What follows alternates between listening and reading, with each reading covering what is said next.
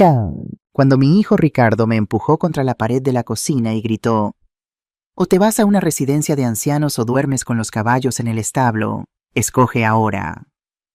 Sentí que mi corazón se partía en 1000 pedazos. No por la amenaza en sí, sino porque en sus ojos solo vi frialdad, como si yo fuera un mueble viejo que ocupaba demasiado espacio en mi propia casa. La casa que construí con mis propias manos durante 40 años. La casa valorada en 1.2 millones de euros que él acababa de robarme. Pero lo que Ricardo no sabía es que yo guardaba un secreto explosivo durante 30 años. Un secreto sobre su padre, sobre el dinero heredado, que usó para traicionarme sobre una familia destruida cuya hija ahora era abogada. Y venía por él. Y en ese momento, mirando a ese extraño que alguna vez fue mi bebé, decidí que era hora de usar la única arma que me quedaba, la verdad. Mi nombre es Viviana Morales, tengo 64 años, y esta es la historia de cómo mi hijo intentó destruirme, y cómo yo le enseñé la lección más dolorosa de su vida.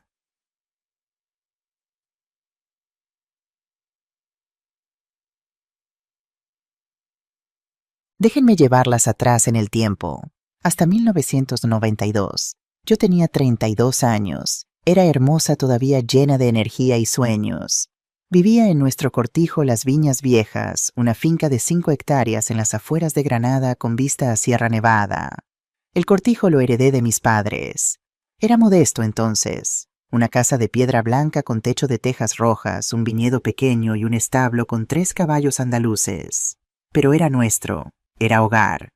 Mi esposo Javier trabajaba como contador para Exportaciones Ruiz S.A., una empresa de vinos en Sevilla. Ganaba bien. No éramos ricos, pero vivíamos cómodamente. Teníamos 2 hijos: Elena, mi princesa de 7 años, toda rizada y sonriente, y Ricardo, mi bebé de 5 años, con esos ojos grandes que me derretían el corazón cada vez que decía: «Te amo, mamá». Yo trabajaba desde casa cosiendo vestidos de flamenca para boutiques en Granada. No ganaba mucho, pero disfrutaba cada puntada. Cada euro que ganaba lo guardaba en una lata de galletas escondida en la despensa. Para los días difíciles, decía yo. No sabía cuán difíciles serían esos días. Fue en agosto de 1992 cuando Elena empezó a quejarse de cansancio. «Mamá, me duelen los huesos», decía mi niña. Al principio pensé que era el calor de verano que estaba creciendo muy rápido, pero entonces empezó a tener moretones. Grandes manchas moradas en sus piernas, en sus brazos. Sin razón, sin haberse caído. La llevé al médico en Granada, luego a otro, y otro, hasta que un doctor en el Hospital Virgen de las Nieves me miró con esos ojos que ninguna madre quiere ver, esos ojos llenos de pena. «Señora Morales», dijo suavemente, «Elena tiene leucemia linfoblástica aguda». El mundo se detuvo. Las paredes del consultorio empezaron a girar. Sentí que me ahogaba. «¿Qué significa eso?», susurré, aunque ya sabía. En mi corazón ya sabía. «Es un cáncer de la sangre, agresivo, pero tratable. En España el protocolo estándar tiene 70% de tasa de supervivencia». 70%. Suena bien, ¿verdad? Pero también significa que 3 de cada 10 niños no lo logran. «Hay un tratamiento experimental en Suiza», continuó el doctor vacilante. «Una clínica en Zúrich está haciendo ensayos con una nueva terapia de células madre. Los resultados son prometedores. 94% de remisión completa». «¿Cuánto cuesta?», preguntó Javier. Su voz sonaba hueca, distante. El doctor miró hacia abajo. 500.000 euros. El seguro no lo cubre porque es experimental. 500.000 euros. Podría haber pedido 500 millones. Era lo mismo para nosotros. Imposible. Los siguientes 2 meses fueron un infierno. Elena empezó el tratamiento en Granada. Quimioterapia que le hizo perder todo ese cabello rizado hermoso. Veía a mi niña vomitar, llorar de dolor, preguntarme con esos ojos enormes: «Mamá, voy a morir». «No, mi amor», mentía yo, abrazándola con fuerza. «Vas a estar bien. Mamá te promete». Pero las promesas de una madre no curan el cáncer. Javier cambió durante ese tiempo. Se volvió silencioso, ausente.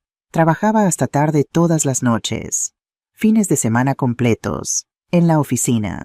Cuando estaba en casa se encerraba en su estudio con una botella de whisky y documentos que escondía cuando yo entraba.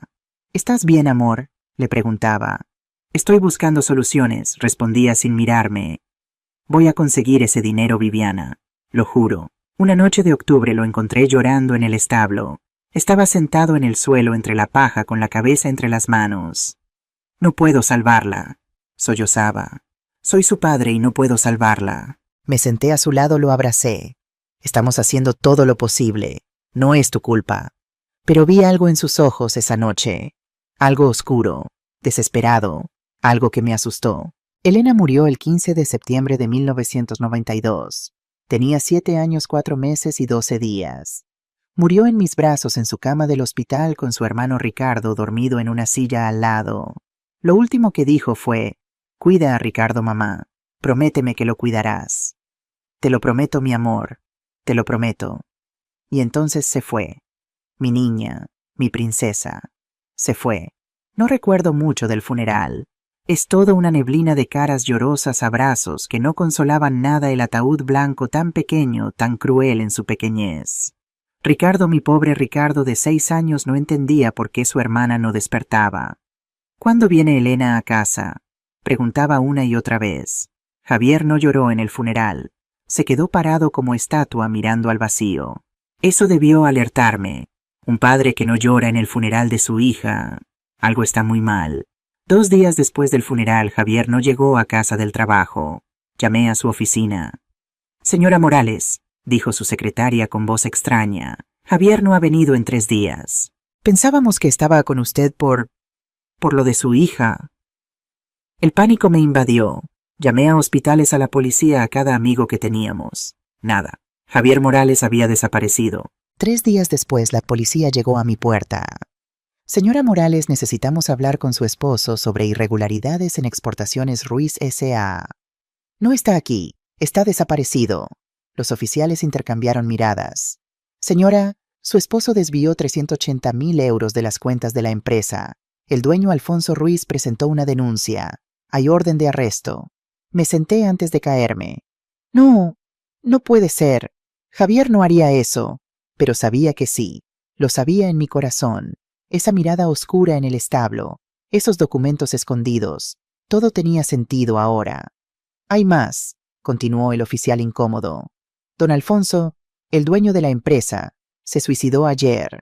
Dejó una nota. La empresa estaba asegurada, pero el escándalo, la vergüenza. No pudo soportarlo. Un hombre estaba muerto. Por mi esposo. Por el hombre que yo amaba». «Señora Morales», el oficial sacó unos papeles. «Vamos a necesitar embargar esta propiedad. Está registrada a nombre de su esposo y...»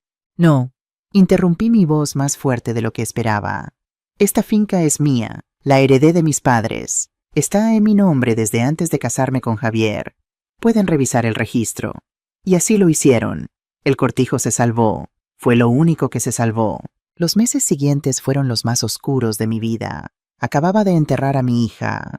Mi esposo era un criminal fugitivo. Teníamos deudas, tantas deudas, de los tratamientos de Elena que el seguro no cubrió.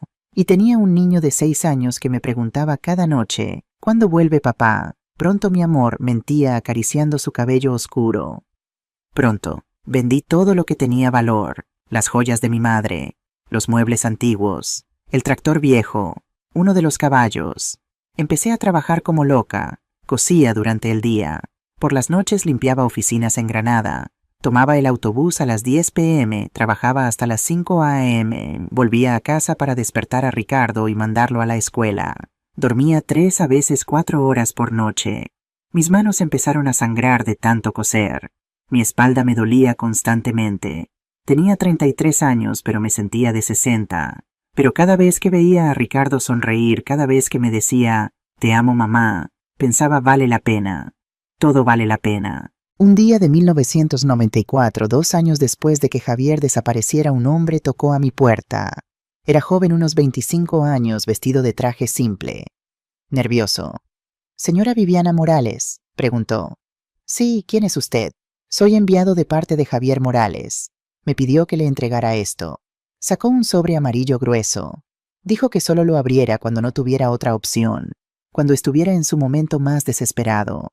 Mi mano temblaba al recibir el sobre. «¿Dónde está él? ¿Está bien? No puedo decir nada más. Perdón, y se fue rápido sin mirar atrás. Miré el sobre. Tenía mi nombre escrito con la letra de Javier, y abajo subrayado 3 veces, solo en caso de emergencia. Ricardo entró corriendo. «Mamá, ¿quién era ese señor?» Escondí el sobre rápido detrás de mi espalda. «Nadie, mi amor, solo un vendedor». Esa noche, cuando Ricardo dormía, saqué el sobre. Mis dedos acariciaron las letras. Dentro estaba la verdad. Lo sabía. Toda la verdad sobre lo que Javier había hecho. Casi lo abrí. Mis dedos encontraron la solapa. Pero entonces pensé en Ricardo, mi niño de 8 años que ya había perdido a su hermana, que preguntaba por su padre cada día, que necesitaba creer que su papá era un buen hombre que algún día volvería. «No», susurré. «Todavía no». Escondí el sobre en un lugar donde nadie lo encontraría, en el fondo de una caja de recuerdos de Elena en el ático, rodeado de sus juguetes, sus dibujos, su ropa de bebé que nunca pude donar. «Solo cuando no tenga otra opción», había dicho el mensajero. No podía imaginar que 30 años después mi propio hijo me daría esa otra opción. Amigas, déjenme decirles algo, criar un hijo sola, sin dinero, sin apoyo, es la cosa más difícil que existe. Pero también te hace fuerte, te hace de acero. Cada mañana me levantaba a las 5 a.m., preparaba el desayuno para Ricardo, siempre me aseguraba de que tuviera huevos, leche, fruta. Él no iba a pasar hambre. Nunca. A las 7 a.m. lo llevaba a la escuela en el autobús. Luego volvía al cortijo y trabajaba. Cosía vestidos, manteles, ropa de bebé. Cualquier cosa que me pagaran. Por las tardes cuidaba el viñedo. Aprendí sola cómo hacer vino. No era el mejor vino, pero era honesto. Lo vendía en el mercado local. 50 euros aquí, 100 allá. Cada euro contaba. Los fines de semana limpiaba casas de gente rica en Granada. Veía sus mansiones, sus muebles caros, sus closets llenos de ropa con etiquetas que costaban más que mi renta mensual. Y no sentía envidia. Sentía determinación. Algún día, me decía mientras limpiaba sus inodoros de oro, algún día mi Ricardo tendrá esto. No porque se lo regalen, sino porque se lo ganará. Mi hijo era inteligente, muy inteligente. Sacaba las mejores notas en la escuela sin siquiera estudiar mucho. Los maestros me decían, «Señora Morales, Ricardo tiene un futuro brillante», pero también notaba otras cosas, cosas que me preocupaban. Cuando tenía 12 años, un compañero de clase lo invitó a su casa. Era hijo de un médico, una familia muy adinerada. Cuando Ricardo volvió, estaba callado, extraño. «¿Qué pasa, mi amor?», pregunté. «Mamá», dijo lentamente, «¿por qué nosotros no tenemos una casa grande como la de Alejandro? ¿Por qué su mamá no trabaja y tú trabajas todo el tiempo?» Mi corazón se apretó. «Porque somos diferentes, cariño. Ellos tienen su camino, nosotros tenemos el nuestro. Es porque papá se fue. Por eso somos pobres, pobres». Esa palabra me golpeó como una bofetada. «No somos pobres, Ricardo. Estamos construyendo, paso a paso». Pero vi vergüenza en sus ojos. Vergüenza de nuestra casa vieja. Vergüenza de mi ropa gastada. Vergüenza de mí. Debí preocuparme más por esa vergüenza. Porque la vergüenza, amigas, puede convertirse en resentimiento. Y el resentimiento puede convertirse en algo mucho peor. Cuando Ricardo cumplió 18 años, recibió una carta. Había sido aceptado en la Universidad de Granada, Facultad de Gestión Hotelera. «¡Mamá!», gritó corriendo hacia mí con la carta. «Me aceptaron, me aceptaron». Lo abracé fuerte llorando de alegría. «Estoy tan orgullosa de ti, mi amor, tan orgullosa». Pero esa noche sola en mi habitación hice números. La matrícula era 8.000 euros al año. Libros, transporte, comida. Otros 4.000 euros. 12.000 euros. Por año, durante 4 años. No lo tenía, ni cerca. Miré alrededor de mi habitación. Mis ojos cayeron en la caja de joyería en mi cómoda. Las últimas piezas que quedaban de mi madre, un collar de oro, unos aretes de perlas, un broche antiguo. «Perdóname, mamá», susurré acariciando el collar. «Pero Ricardo necesita su oportunidad». Al día siguiente fui a la joyería en Granada. «¿Cuánto me da por todo?», pregunté poniendo las joyas sobre el mostrador. El joyero las examinó con su lupa. «Son piezas hermosas antiguas. Le puedo dar 15.000 euros. 500 euros más que lo que necesitaba para el primer año de Ricardo». «Vendido», Cuando llegué a casa, Ricardo estaba sentado en la mesa de la cocina estudiando los formularios de la universidad. Mamá, dijo sin levantar la vista, sobre la universidad. Tal vez debería esperar un año, trabajar, ahorrar dinero y... No, mi voz fue firme. Vas a ir, este septiembre, ya está todo arreglado. ¿Cómo? Me miró confundido. No tenemos ese dinero, yo me encargo de eso. Tú solo preocúpate de estudiar mucho y hacerme sentir orgullosa. Vendí las joyas de mi madre sin decirle. Nunca le dije. ¿Para qué? Para que se sintiera culpable, para que sintiera que me debía algo, no. Una madre no da esperando recibir. Una madre da porque ama. Ese era mi error, amigas. Ese era mi gran error. Ricardo se mudó a Granada en septiembre de 2010. Compartía un apartamento pequeño con 3 compañeros. Yo iba a visitarlo cada 2 semanas, siempre llevando comida casera, tortilla española, pollo asado, mi paella especial. Los primeros 2 años fueron buenos. Ricardo me llamaba seguido. Mamá, saqué sobresaliente en gestión financiera. Mamá, me eligieron para el proyecto de desarrollo turístico. Yo trabajaba más duro que nunca. Había agregado otro trabajo, ayudante en una viña grande cerca del Cortijo. El dueño me pagaba 800 euros al mes más comisión por ventas. No era mucho, pero cada euro iba directo a Ricardo. Ropa nueva para que no se viera pobre al lado de sus compañeros ricos. Laptop nueva cuando la vieja se rompió. Dinero extra para salir con amigos, porque no quería que se sintiera excluido. Vivía con 200 euros al mes. Comía pan con aceite la mayoría de las noches. Pero Ricardo tenía todo lo que necesitaba. Entonces, en su tercer año, conoció a Mateo Santos. Mamá, quiero presentarte a alguien, dijo Ricardo un día cuando fui a visitarlo. Era noviembre de 2012. Recuerdo la fecha exacta porque fue el día en que empezó mi pesadilla. Un joven apareció desde la habitación de Ricardo. Alto, guapo, con ese tipo de ropa cara que grita dinero sin hacer ruido. Jeans de diseñador, reloj que probablemente costaba más que mi carro. Mucho gusto, señora Morales. Soy Mateo Santos. Su apretón de manos fue firme, su sonrisa perfecta. Demasiado perfecta. Mateo y yo somos socios en un proyecto de la universidad, explicó Ricardo, y había algo en su voz. Orgullo, admiración. Su familia tiene una cadena de hoteles boutique en Barcelona. Ah, dije sintiéndome de repente muy consciente de mi ropa vieja, mis manos ásperas de tanto trabajar. Qué bien. Ricardo me ha contado mucho sobre usted, dijo Mateo, y sus ojos recorrieron nuestro apartamento pequeño con una mirada que intentaba ser neutral, pero que claramente evaluaba y encontraba insuficiente. Dice que tiene una propiedad preciosa en las afueras. Es modesta, dije. Un cortijo familiar. Con viñedos, ¿verdad? Sus ojos brillaron con algo que no pude identificar entonces. Ahora sé que era avaricia. Fascinante. El agroturismo está explotando ahora. Gente de las ciudades pagando fortunas por la experiencia auténtica del campo.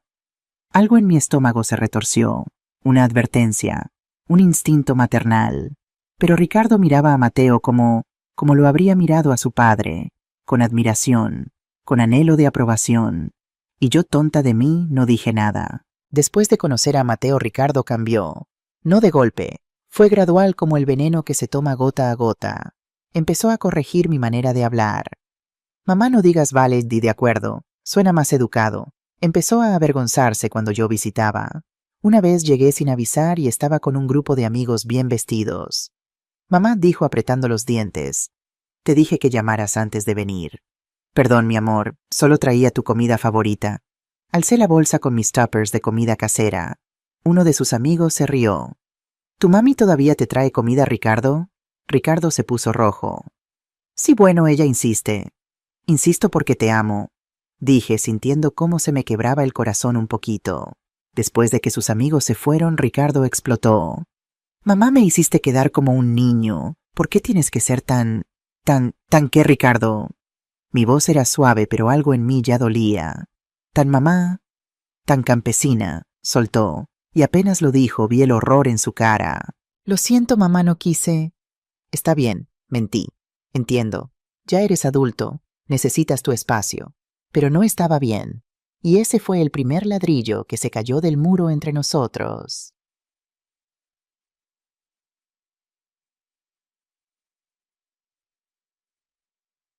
Yo tenía 62 años cuando recibí la llamada que cambiaría todo.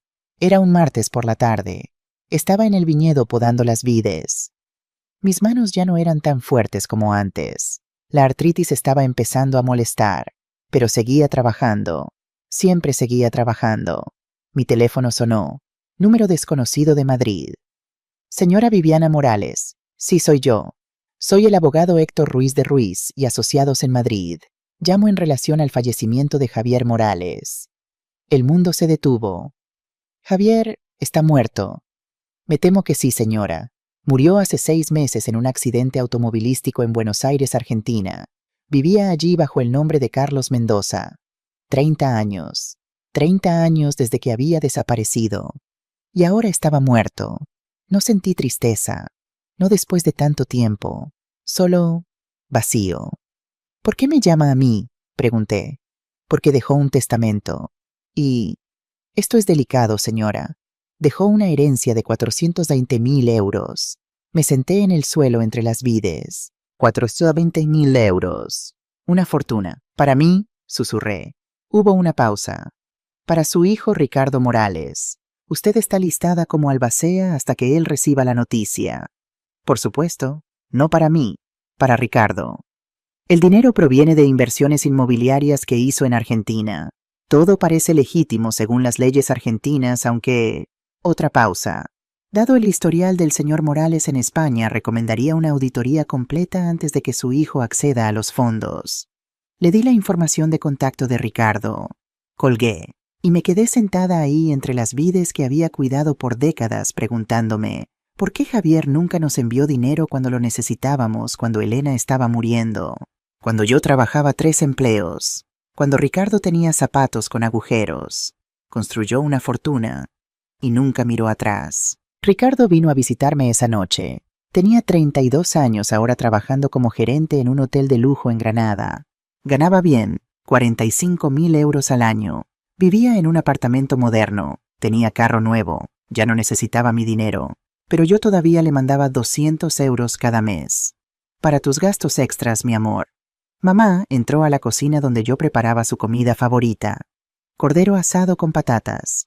¿Es verdad, papá está muerto? Sí, mi amor, lo siento. Se sentó pesadamente. No sé cómo sentirme, ni siquiera lo recuerdo bien. Lo sé. Puse mi mano sobre la suya. Él la retiró. El abogado dijo que dejó dinero. Mucho dinero. 420.000 euros. Sus ojos se iluminaron. No con tristeza por su padre muerto, con avaricia, con posibilidad. ¿Qué vas a hacer con tanto dinero, mi amor?, pregunté. No sé, pero ya estaba calculando. Lo vi en sus ojos. Tal vez invertir. Tal vez... ¿Compraste ese cordero en el mercado? Cambió de tema tan rápido. Como si el dinero lo quemara y no quisiera que yo viera cuánto lo deseaba. Sí, del carnicero José, el que te gusta.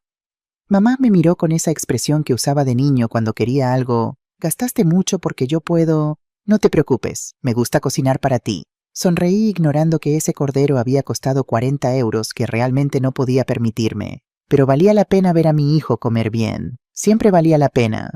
¿Verdad? 2 semanas después Ricardo apareció con Mateo.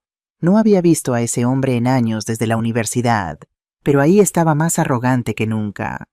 Doña Viviana, me saludó con esa sonrisa falsa. ¿Cuánto tiempo Ricardo me contó sobre la herencia? Qué bendición, ¿verdad? Bendición, repetí sintiendo que algo no estaba bien. Se sentaron en mi mesa de cocina, la misma mesa donde había consolado a Ricardo de niño, donde habíamos celebrado sus cumpleaños, donde le había ayudado con su tarea durante años. Mamá, Ricardo carraspeó. Mateo y yo hemos estado hablando. Tenemos una propuesta. Mi corazón empezó a latir más rápido. Una madre sabe, siempre sabe cuando algo malo viene.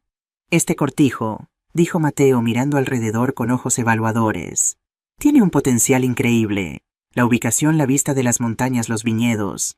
Es perfecto para un hotel boutique de agroturismo. Un hotel, repetí lentamente. Sí. Ricardo se inclinó hacia adelante emocionado.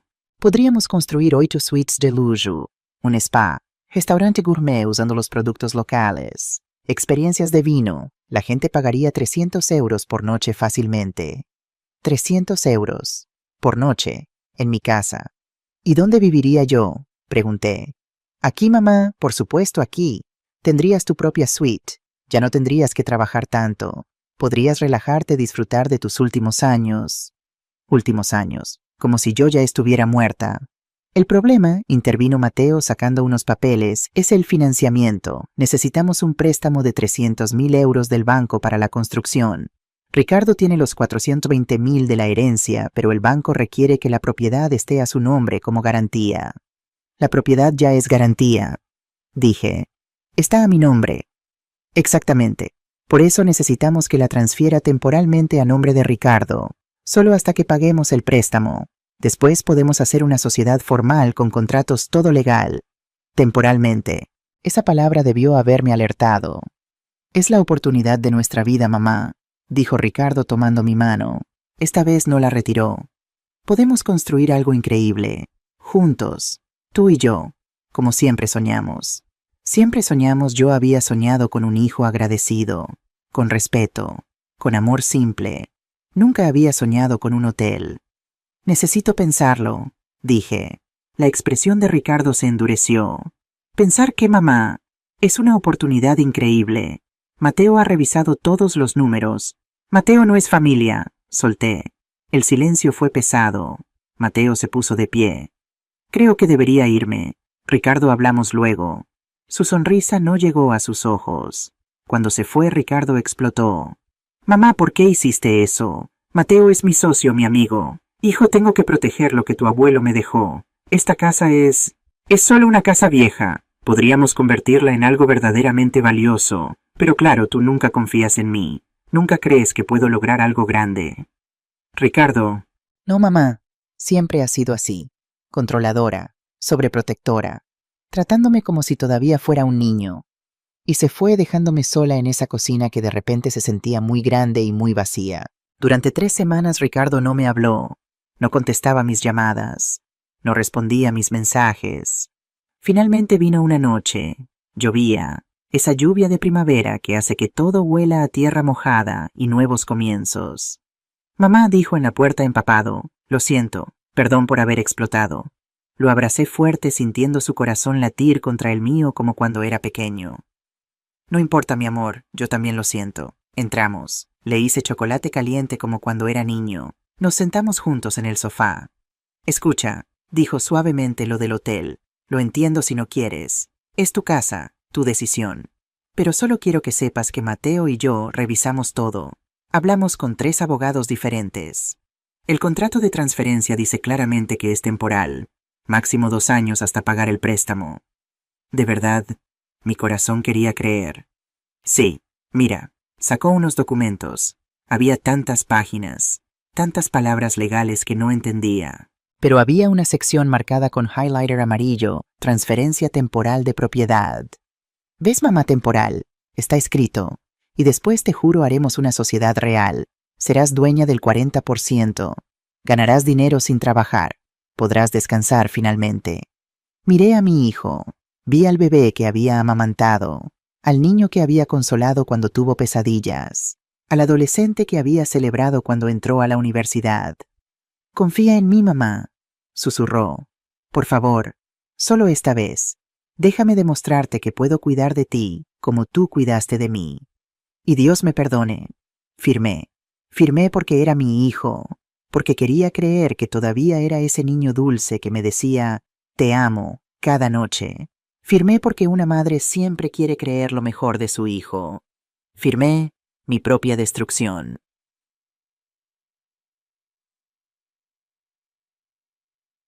La construcción comenzó en junio. Llegaron camiones trabajadores, ruido constante desde las 7 a.m. Lo primero que hicieron fue arrancar el viñedo. Estaba en la cocina cuando escuché las máquinas. Salí corriendo y vi las vides que había cuidado durante 30 años siendo arrancadas de raíz, como si no fueran nada. ¡Paren!, grité corriendo hacia ellos.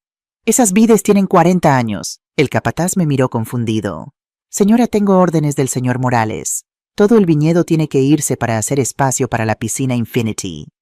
Piscina Infinity, Ricardo. Mi hijo salió de la casa con Mateo, ambos con cascos de construcción, como si fueran los dueños. Mamá, cálmate, Son solo vides viejas. Vides viejas. Las planté con mis propias manos. Me alimentaron durante 30 años. Y ahora vamos a construir algo mejor, dijo Mateo con esa voz condescendiente. Una piscina que generará ingresos reales. No 50 euros por botella de vino mediocre. Mediocre. Llamó mi vino mediocre. Ricardo, mi voz se quebró, por favor. Podemos dejar algunas vides. Por favor. Mamá, suspiró como si yo fuera una niña molesta. Ya hablamos de esto. Los planos están aprobados. La piscina va ahí. Así es como funciona un negocio real. Vi en sus ojos que discutir era inútil. Me giré y caminé hacia el establo donde los caballos todavía estaban, donde podía llorar sin que me vieran. Esperanza, mi yegua vieja, apoyó su cabeza en mi hombro mientras yo sollozaba. Lo estoy perdiendo, le susurré. Estoy perdiendo a mi hijo. Los siguientes meses fueron un infierno de construcción. Despertaba cada mañana con el sonido de martillos, sierras, gritos de trabajadores. El cortijo se transformaba. Las paredes de piedra que mi padre había construido con sus manos fueron cubiertas con estuco blanco moderno. Las vigas de madera expuestas que daban carácter fueron pintadas de blanco brillante. El establo viejo, donde nacieron los potrillos donde Ricardo jugaba de niño, fue demolido para construir un spa. Solo dejaron un rincón pequeño para los 3 caballos. No podemos deshacernos de ellos, dijo Ricardo. Serán parte de la experiencia auténtica. Experiencia auténtica. Todo en este lugar estaba convirtiéndose en mentira. Mi habitación. La habitación donde había dormido durante 40 años, donde había llorado la muerte de Elena, donde había rezado por Ricardo cada noche, fue reasignada. Mamá, dijo Ricardo en agosto, necesitamos tu habitación. Tiene la mejor vista de Sierra Nevada. Podemos cobrar 350 euros por noche por esa vista. ¿Y dónde voy a dormir yo? Hay un cuartito en la parte de atrás, donde solíamos guardar herramientas. Lo limpiamos, pusimos una cama, una cómoda. Está bien. El cuarto de herramientas no podía creer lo que escuchaba. Es temporal, mamá. Una vez que empiece a entrar dinero, te haremos una suite hermosa, te lo prometo. Otra promesa, vacía como todas las demás. El cuartito no tenía ventanas. Era de 3,4 metros. Oscuro, húmedo. Olía a moho sin importar cuánto limpiara. Esa noche lloré hasta quedarme dormida en ese cuarto que parecía una tumba. El hotel abrió en octubre de 2022. Las Viñas Viejas Boutique Experience. Irónico, ¿verdad? El nombre de mi viñedo, para un lugar donde las viñas ya no existían. Llegaron los primeros huéspedes. Parejas ricas de Madrid y Barcelona buscando escapar al campo auténtico. Ricardo me llamó a la cocina esa primera mañana. Mamá, necesito que prepares el desayuno para los huéspedes. Tortilla española tostadas con tomate jamón ibérico. Ya compré todo. Yo pensé que ibas a contratar un chef. Lo haré, pero hasta entonces, tú cocinas muy bien, y es parte de esa autenticidad que vendemos. Comida casera hecha por la dueña. No soy la dueña, dije amargamente. Ya no. Mamá, por favor, no ahora. Me miró con impaciencia. Los huéspedes bajan en 30 minutos. Cociné. Preparé un desayuno hermoso. Me tomó 2 horas. Los huéspedes comieron en la terraza nueva que solía ser mi jardín de rosas. Delicioso, escuché que decían. Tan auténtico. Nadie me agradeció. Ni siquiera Ricardo. Cuando fui a limpiar, Mateo estaba ahí con su laptop. Doña Viviana, dijo sin levantar la vista. Después del desayuno puede limpiar la habitación 3. Los huéspedes salen al mediodía. Puede sonaba como pregunta, pero era orden. Yo no trabajo aquí, Mateo. Finalmente me miró. No trabaja. Vive aquí, de caridad. O puede ayudar con las tareas básicas. Su elección. De caridad. En mi propia casa. Ricardo entró justo cuando Mateo dijo eso. Esperé que me defendiera. Esperé que dijera, no le hables así a mi madre. Pero solo dijo, mamá, solo hasta que contratemos personal. Ok, ayúdanos. Y yo, tonta de mí, lo hice. Limpié habitaciones. Lavé sábanas. Preparé comidas. Todo sin pago. Todo como favor a mi hijo. Un día de noviembre, 3 meses después de la apertura, fui a buscar aspirinas al estudio que ahora era oficina de gerencia. Ricardo no estaba. Mateo había salido a Granada. Abrí el cajón del escritorio buscando las aspirinas. Y ahí, entre documentos, vi un folder con mi nombre. Viviana Morales. Propiedad. Con manos temblorosas lo abrí, y mi mundo se derrumbó. Escritura de propiedad. Cortijo Las Viñas Viejas, propietarios registrados. Ricardo Morales, 70%. Mateo Santos, 30%. Fecha de registro 15 de mayo de 2022. 15 de mayo. 2 semanas después de que firmé. No decía temporal en ninguna parte. No había cláusula de devolución. No había mención de sociedad futura. Era permanente. Absoluto. Irrevocable. Mi casa. La casa de mis padres, mis abuelos. Ya no era mía. Seguí leyendo las lágrimas, borrando las palabras. Había más documentos. Un contrato de préstamo bancario por 300.000 euros, usando su propiedad como garantía. Tenían deuda ahora. Deuda asegurada con mi casa. Y luego vi otro papel. Un email impreso. De Mateo Santos para Ricardo Morales. Fecha 20 de abril de 2022. Asunto Replan. Ricardo, perfecto que tu madre accedió. Como hablamos una vez que firme la transferencia, la propiedad es nuestra. Ella no puede revertirlo sin prueba de fraude, y el contrato está limpio. Mi abogado se aseguró de eso. Una vez que abramos, gradualmente empujamos a tu madre hacia afuera. Demasiado vieja para el trabajo real de cualquier forma. Si se resiste, le recordamos que técnicamente está viviendo en nuestra propiedad por gracia nuestra. En 2-3 años, cuando queramos vender al grupo hotelero grande, ya tengo contactos interesados. Valoración estimada 2 millones de euros. Ella ya estará en alguna residencia de ancianos y fuera del camino. Divide y conquista, amigo. Tal como planeamos. Leí ese email 3 veces. 4. 5. Cada palabra era un cuchillo. Una vez que firme, es nuestra. Demasiado vieja. Residencia de ancianos. Fuera del camino. Tal como planeamos. Mi hijo, mi bebé, el niño que había amamantado, criado, sacrificado todo por él, me había traicionado, deliberadamente, con frialdad, con cálculo. Esto no fue un malentendido, no fue negocios, fue un plan, desde el principio. Escuché pasos en el pasillo. Rápidamente puse todo de vuelta, cerré el cajón. Ricardo entró. «Mamá, ¿qué haces aquí?» Buscaba aspirinas, me duele la cabeza. Me miró con sospecha. Las aspirinas están en el botiquín del baño, no en mi escritorio. Me confundí. Ya me voy. Salí antes de que viera las lágrimas. Esa noche, en mi cuartito sin ventanas, tomé una decisión. Era hora de abrir el sobre amarillo. El que Javier me había enviado hacía 30 años. Era hora de luchar. No abrí el sobre esa noche. Primero quise darle a Ricardo una oportunidad más. Una última oportunidad de ser el hijo que yo crié. Tal vez pensé desesperadamente, tal vez Mateo escribió ese email sin que Ricardo lo supiera. Tal vez mi hijo todavía tenía buenas intenciones. ¡Qué tonta fui! Una semana después reuní coraje. Era domingo por la noche. El hotel estaba vacío. Temporada baja. Ricardo y Mateo estaban en la sala bebiendo vino caro, riendo de algo en el laptop. «Ricardo», dije desde la puerta, «necesitamos hablar». «Ahora, mamá, estamos ocupados». «Es importante», suspiró dramáticamente. «Está bien, 5 minutos». 5 minutos. Me estaba dando 5 minutos de su tiempo. Yo que le había dado mi vida entera. «Encontré los documentos de la propiedad», dije, mi voz temblando. El silencio cayó como piedra. «¿Y?» Ricardo se cruzó de brazos. «Dijiste que era temporal. Dijiste que después haríamos una sociedad. Pero la casa está a tu nombre. Permanentemente. Es complicado, mamá. Cosas legales que tú no entiendes. Entiendo que me mentiste». Mateo se puso de pie. «Doña Viviana, con todo respeto, su hijo hizo lo correcto. El banco no habría dado el préstamo sin propiedad clara. La casa estaba a su nombre, pero usted es mayor. No era práctica para garantías financieras». «Soy mayor, no soy estúpida», espeté. «Nadie dice que es estúpida», dijo Ricardo con esa paciencia exagerada que usas con niños tontos. «Pero Mateo tiene razón. Fue la única manera de conseguir el financiamiento». «Entonces devuélvemela ahora. Ya tienen el dinero del banco».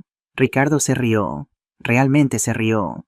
«No funciona así, mamá. La casa es garantía del préstamo. No podemos transferirla hasta pagar todo.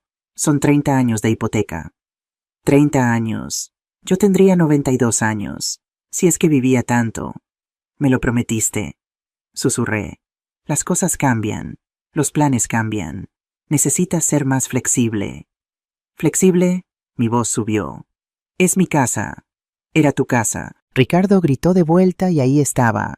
La verdad. Cruda y fea.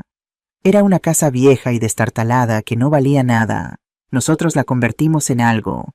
Invertimos tiempo, dinero, esfuerzo. Ahora vale millones.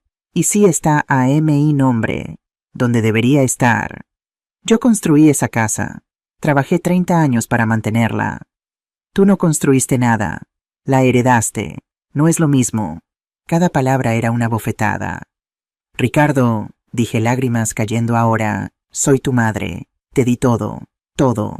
Esto es lo que merezco. Diste todo sin que te lo pidiera. Explotó. Nunca pedí que venderas las joyas de la abuela. Nunca pedí que trabajaras 3 empleos.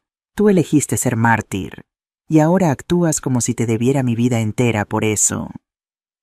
El silencio después de esas palabras fue ensordecedor. ¿De verdad piensas eso? Susurré. Pienso que necesitas aceptar la realidad. El mundo ha cambiado. Yo he cambiado. Y tú necesitas adaptarte. ¿Adaptarme a qué? A que ya no eres la dueña aquí. A que este es mi negocio. A que si quieres quedarte es bajo mis reglas. Y si no quiero quedarme bajo tus reglas, se encogió de hombros. Puedes irte cuando quieras. La puerta está ahí. Miré a mi hijo, este extraño con la cara de mi bebé, y vi que lo había perdido. Quizás lo perdí hace años y nunca me di cuenta. Está bien, dije con voz muerta. Entiendo, y me fui a mi cuartito oscuro donde lloré hasta no tener más lágrimas. Pero algo en mí había cambiado. La tristeza estaba empezando a transformarse en algo más fuerte. Rabia.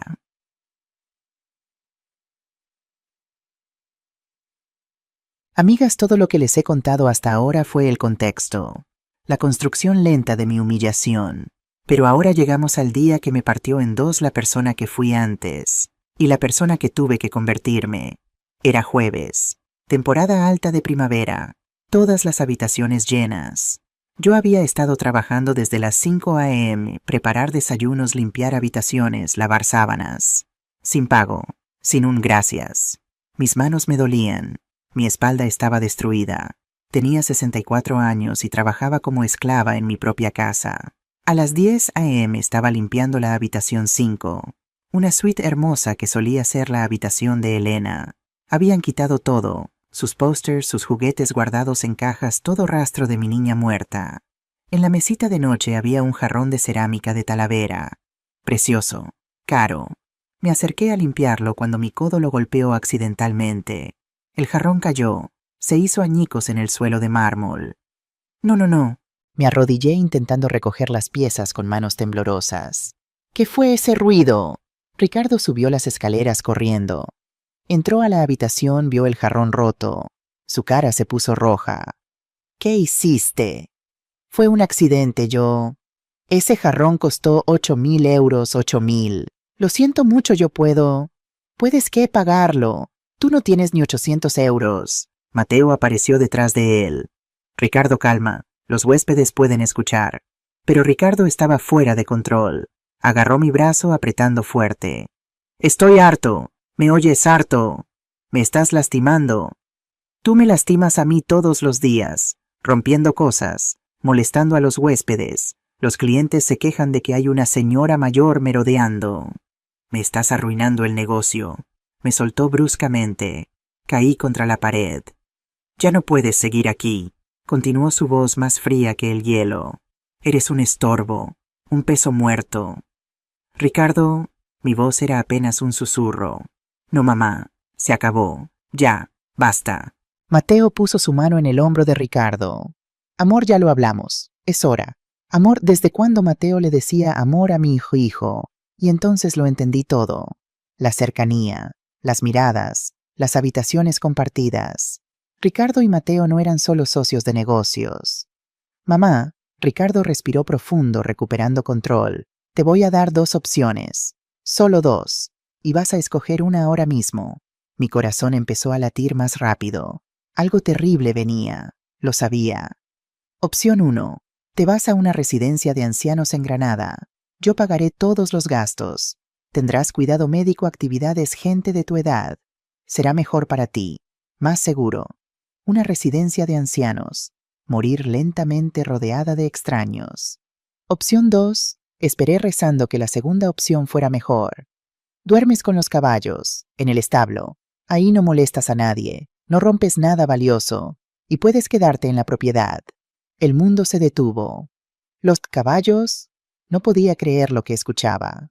Sí, el establo viejo todavía tiene espacio, puedes poner un colchón. No es ideal, pero si prefieres quedarte aquí... Ricardo, Mateo intervino suavemente. Tal vez estás siendo muy duro. No, Ricardo giró hacia él. ¿Sabes cuánto perdemos cada mes porque ella asusta a los clientes? Porque rompe cosas, esto es un negocio. Se volvió hacia mí. Sus ojos, los mismos ojos que me habían mirado con amor cuando era niño, estaban vacíos, muertos. Entonces, mamá, escoge. ¿Residencia de ancianos o establo? Tienes 5 minutos para decidir. Y salió de la habitación dejándome ahí entre los pedazos rotos del jarrón, dejándome entre los pedazos rotos de mi corazón.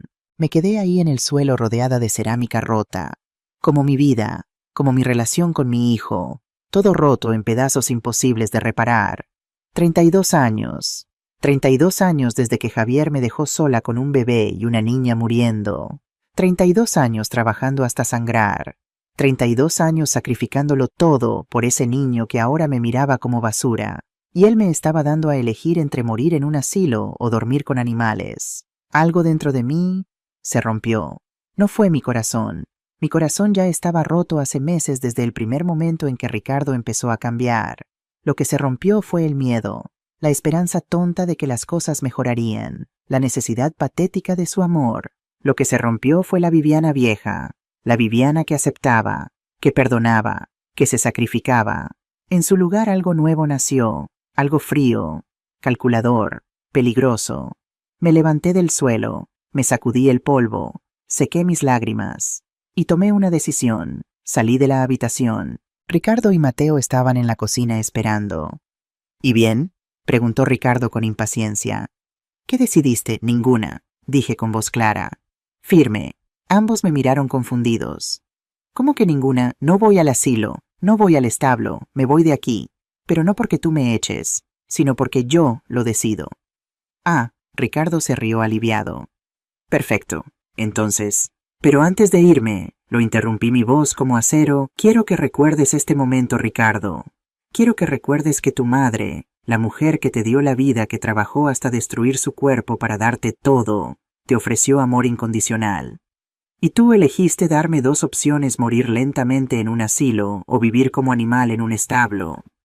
Recuerda eso, porque en unos días vas a entender algo muy importante. Me acerqué a él, lo miré directo a los ojos. Las decisiones tienen consecuencias, y las traiciones siempre se pagan. Mamá, no seas dramática. No estoy siendo dramática, hijo. Estoy siendo profética. Mateo se rió nerviosamente. Doña Viviana suena como personaje de telenovela. No, sueno como una mujer que finalmente entendió una verdad simple. Cuando el amor se convierte en abuso, la misericordia se convierte en complicidad. Y yo ya no voy a ser cómplice de mi propia destrucción.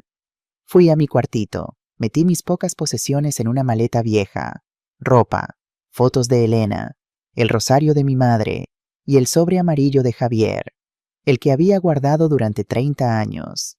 Era hora. Salí con mi maleta. Ricardo estaba en la entrada con Mateo viéndome partir con alivio apenas disimulado. Adiós, mamá, dijo Ricardo. Ni siquiera te voy a extrañar. Solo adiós. No es adiós, Ricardo, respondí. Es hasta pronto. Y me fui. Caminé por el camino de tierra que me había visto llegar como novia joven, que me había visto enterrar a mi hija, que me había visto trabajar y sangrar y llorar. En el portón me detuve. Miré hacia atrás una última vez. El cortijo, mi cortijo, brillaba bajo el sol de marzo, hermoso, transformado, irreconocible, como mi hijo. Pero a diferencia de mi hijo, yo todavía podía pelear. Saqué mi teléfono, busqué el número que había estado en ese sobre durante décadas. Abogado Miguel Torres, Sevilla Marqué, 3 tonos, 4. Bufete Torres y asociados, buenos días. Buenos días, dije mi voz sin lágrimas ahora, solo determinación. Necesito hablar con el abogado Miguel Torres. Es sobre el caso Javier Morales. Pausa. Su nombre, por favor. Viviana Morales. Dígale que es hora. Después de 30 años, finalmente es hora. Continúa en parte 2. Fin de la parte 1. Palabra cuenta 8000 palabras para...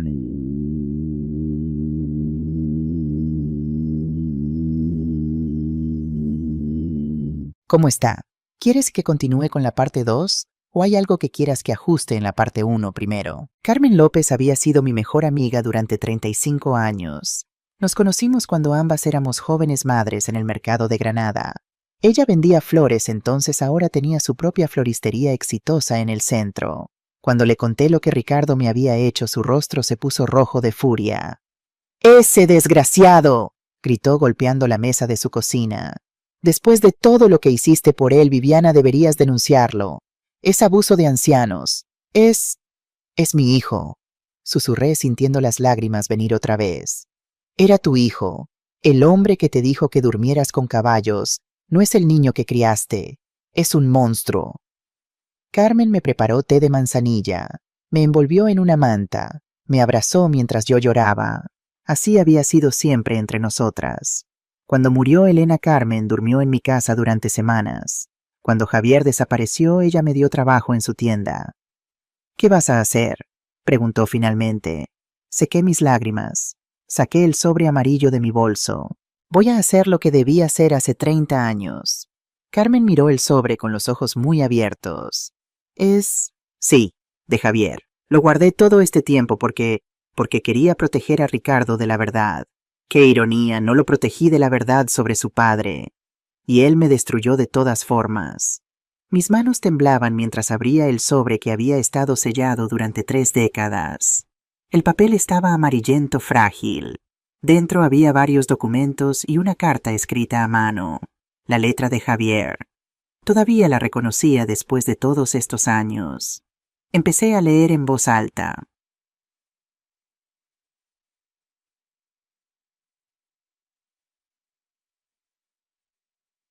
Mi querida Viviana, si estás leyendo esto, significa que has llegado a tu límite. Significa que necesitas la verdad, todo el peso terrible de ella. Lo que hice fue imperdonable. Robé 380.000 euros de Exportaciones Ruiz S.A., pero necesitas saber por qué. Elena estaba muriendo. Los doctores dijeron que el tratamiento en España tenía 70% de posibilidades, pero había un tratamiento experimental en Suiza con 94% de éxito. Necesitábamos 500.000 euros. Intenté todo legal primero. Préstamos. Rechazados. Vender la casa. Tú te negaste, era tu herencia familiar. Crowdfunding. Conseguimos solo 15.000 euros. Cada día veía a nuestra niña deteriorarse. Cada día me moría un poco. Entonces don Alfonso Ruiz, mi jefe, fue de vacaciones durante 2 semanas. Y yo tenía acceso a las cuentas de la empresa. Pensé, solo lo tomaré prestado. Cuando Elena se cure, trabajaré el resto de mi vida para pagarlo. Venderé todo, pero primero salvaré a mi hija.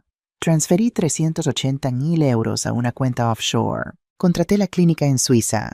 Estábamos a 3 días de llevar a Elena. Y entonces murió. Mi bebé murió en tus brazos mientras yo tenía 380.000 euros robados en una cuenta que ya no necesitábamos. Don Alfonso regresó. Descubrió el desvío. Su empresa colapsó. Estaba altamente apalancada, mi robo fue la gota que derramó el vaso. 50 familias perdieron sus empleos. 3 perdieron sus casas. ¿Y don Alfonso? Él se colgó en su oficina. Dejó una nota: no puedo vivir con la vergüenza. Un hombre bueno murió por mi desesperación. Su hija Elena Ruiz, si se llama igual que nuestra niña, tenía 10 años. Ella lo encontró. Esa imagen la perseguirá toda su vida. Huí porque era cobarde. No pude enfrentar lo que había hecho. No pude verte a ti y a Ricardo sabiendo que era un ladrón y un asesino. Sí, asesino. No apreté el gatillo, pero mis acciones mataron a don Alfonso tan seguro como si lo hubiera hecho. Me fui a Argentina bajo el nombre Carlos Mendoza. Durante 30 años invertí ese dinero robado. Bienes raíces, acciones, negocios. Se multiplicó. Ahora vale casi $500,000. Pero está manchado de sangre. Cada euro viene de la tragedia de la familia Ruiz. Antes de desaparecer hice dos cosas. Uno, transferí legalmente el cortijo a tu nombre. Solo tuyo. Está en los documentos adjuntos. Quería asegurarme de que al menos tendrías un hogar sin importar qué pasara. 2. Escribí una confesión completa. Cada detalle del robo. Extractos bancarios, rutas de transferencia, todo. ¿Por qué te doy esto ahora? Porque si alguna vez Ricardo usa ese dinero de forma egoísta, si alguna vez te hace daño, necesitas poder protegerte. El dinero que eventualmente heredará no es una bendición, es una maldición. Viene del dolor de otros. Y Elena Ruiz, la hija de don Alfonso, merece saber. Merece la oportunidad de recuperar algo de lo que su familia perdió. Incluyo su información de contacto. Ahora es abogada en Sevilla. Ha dedicado su vida a buscar justicia para las víctimas de fraude financiero. También incluyo el contacto de mi abogado Miguel Torres. Él sabe todo. Le pagué por adelantado para que te ayude si alguna vez lo necesitas. Viviana, perdóname. No por robar, eso es imperdonable, sino por abandonarte, por convertirte en viuda sin serlo, por dejar que cargaras sola con Ricardo. Fui un mal esposo, un criminal, un cobarde, pero nunca dejé de amarte. Usa esta información solo si no tienes otra opción. Y si la usas, recuerda, estás haciendo lo correcto. Estás trayendo justicia donde solo hubo dolor. Tu esposo que no merecía tu amor, Javier. Terminé de leer. El silencio en la cocina de Carmen era absoluto. Dios mío, Carmen finalmente susurró. Dios mío, Viviana. Ricardo está viviendo con dinero de sangre, dije mi voz hueca. Todo este tiempo pensé que la herencia era limpia, inversiones legítimas de su padre, pero viene de la muerte de un hombre, de la destrucción de una familia. Y tu hijo lo usó para robarte, agregó Carmen. Usó dinero manchado para traicionarte. Revisé los otros documentos en el sobre 1, escritura del cortijo a mi nombre, fechada 10 de noviembre de 1992, 2 días antes de que Javier desapareciera. Legal, notarizada, registrada. La casa era mía. 2. Confesión completa de Javier. 47 páginas detallando el robo con extractos bancarios, códigos de transferencia, nombres de cuentas offshore. 3. Carta de suicidio de Alfonso Ruiz. Una fotocopia con la letra temblorosa de un hombre roto. No puedo vivir sabiendo que fallé a mis empleados, a mi familia, a mí mismo. Perdónenme. 4. Información de contacto de Elena Ruiz. Ahora 40 años, abogada especialista en recuperación de activos, Sevilla. 5. Tarjeta de negocios. Miguel Torres, abogado. Derecho civil y recuperación de activos, Sevilla. Hay más, dije sacando el último documento. Una copia del testamento falso de Javier. Carmen lo leyó por encima de mi hombro. Dice que dejó todo a Ricardo, pero está firmado bajo el nombre Carlos Mendoza en Argentina, no Javier Morales. Según la ley española, un testamento firmado bajo identidad falsa es nulo. Entonces la herencia debió venir a mí, como su esposa legal, y ahora tengo 30 años de documentación probando que ese dinero es producto de un crimen. Carmen me miró con una mezcla de asombro y miedo. Viviana, si usas esto, destruirás a Ricardo, completamente. Él me dio a elegir entre asilo y establo, dije con voz de acero. Ahora yo le doy a él una tercera opción: justicia. Saqué mi teléfono. Encontré el número de Miguel Torres que había marcado antes. Abogado Torres, dije cuando contestó. Soy Viviana Morales. Creo que mi esposo le pagó por adelantado hace 30 años. Necesito verlo mañana. Tengo los documentos y estoy lista para actuar. La oficina de Miguel Torres estaba en un edificio antiguo en el barrio Santa Cruz, cerca de la catedral. Carmen insistió en acompañarme. No vas a enfrentar esto sola, dijo. Miguel Torres tenía 58 años ahora. Lo recordaba de hace décadas cuando era un joven abogado de 28 años. El tiempo había sido amable con él, cabello completamente blanco, anteojos de marco dorado, traje impecable. Cuando entramos se puso de pie inmediatamente.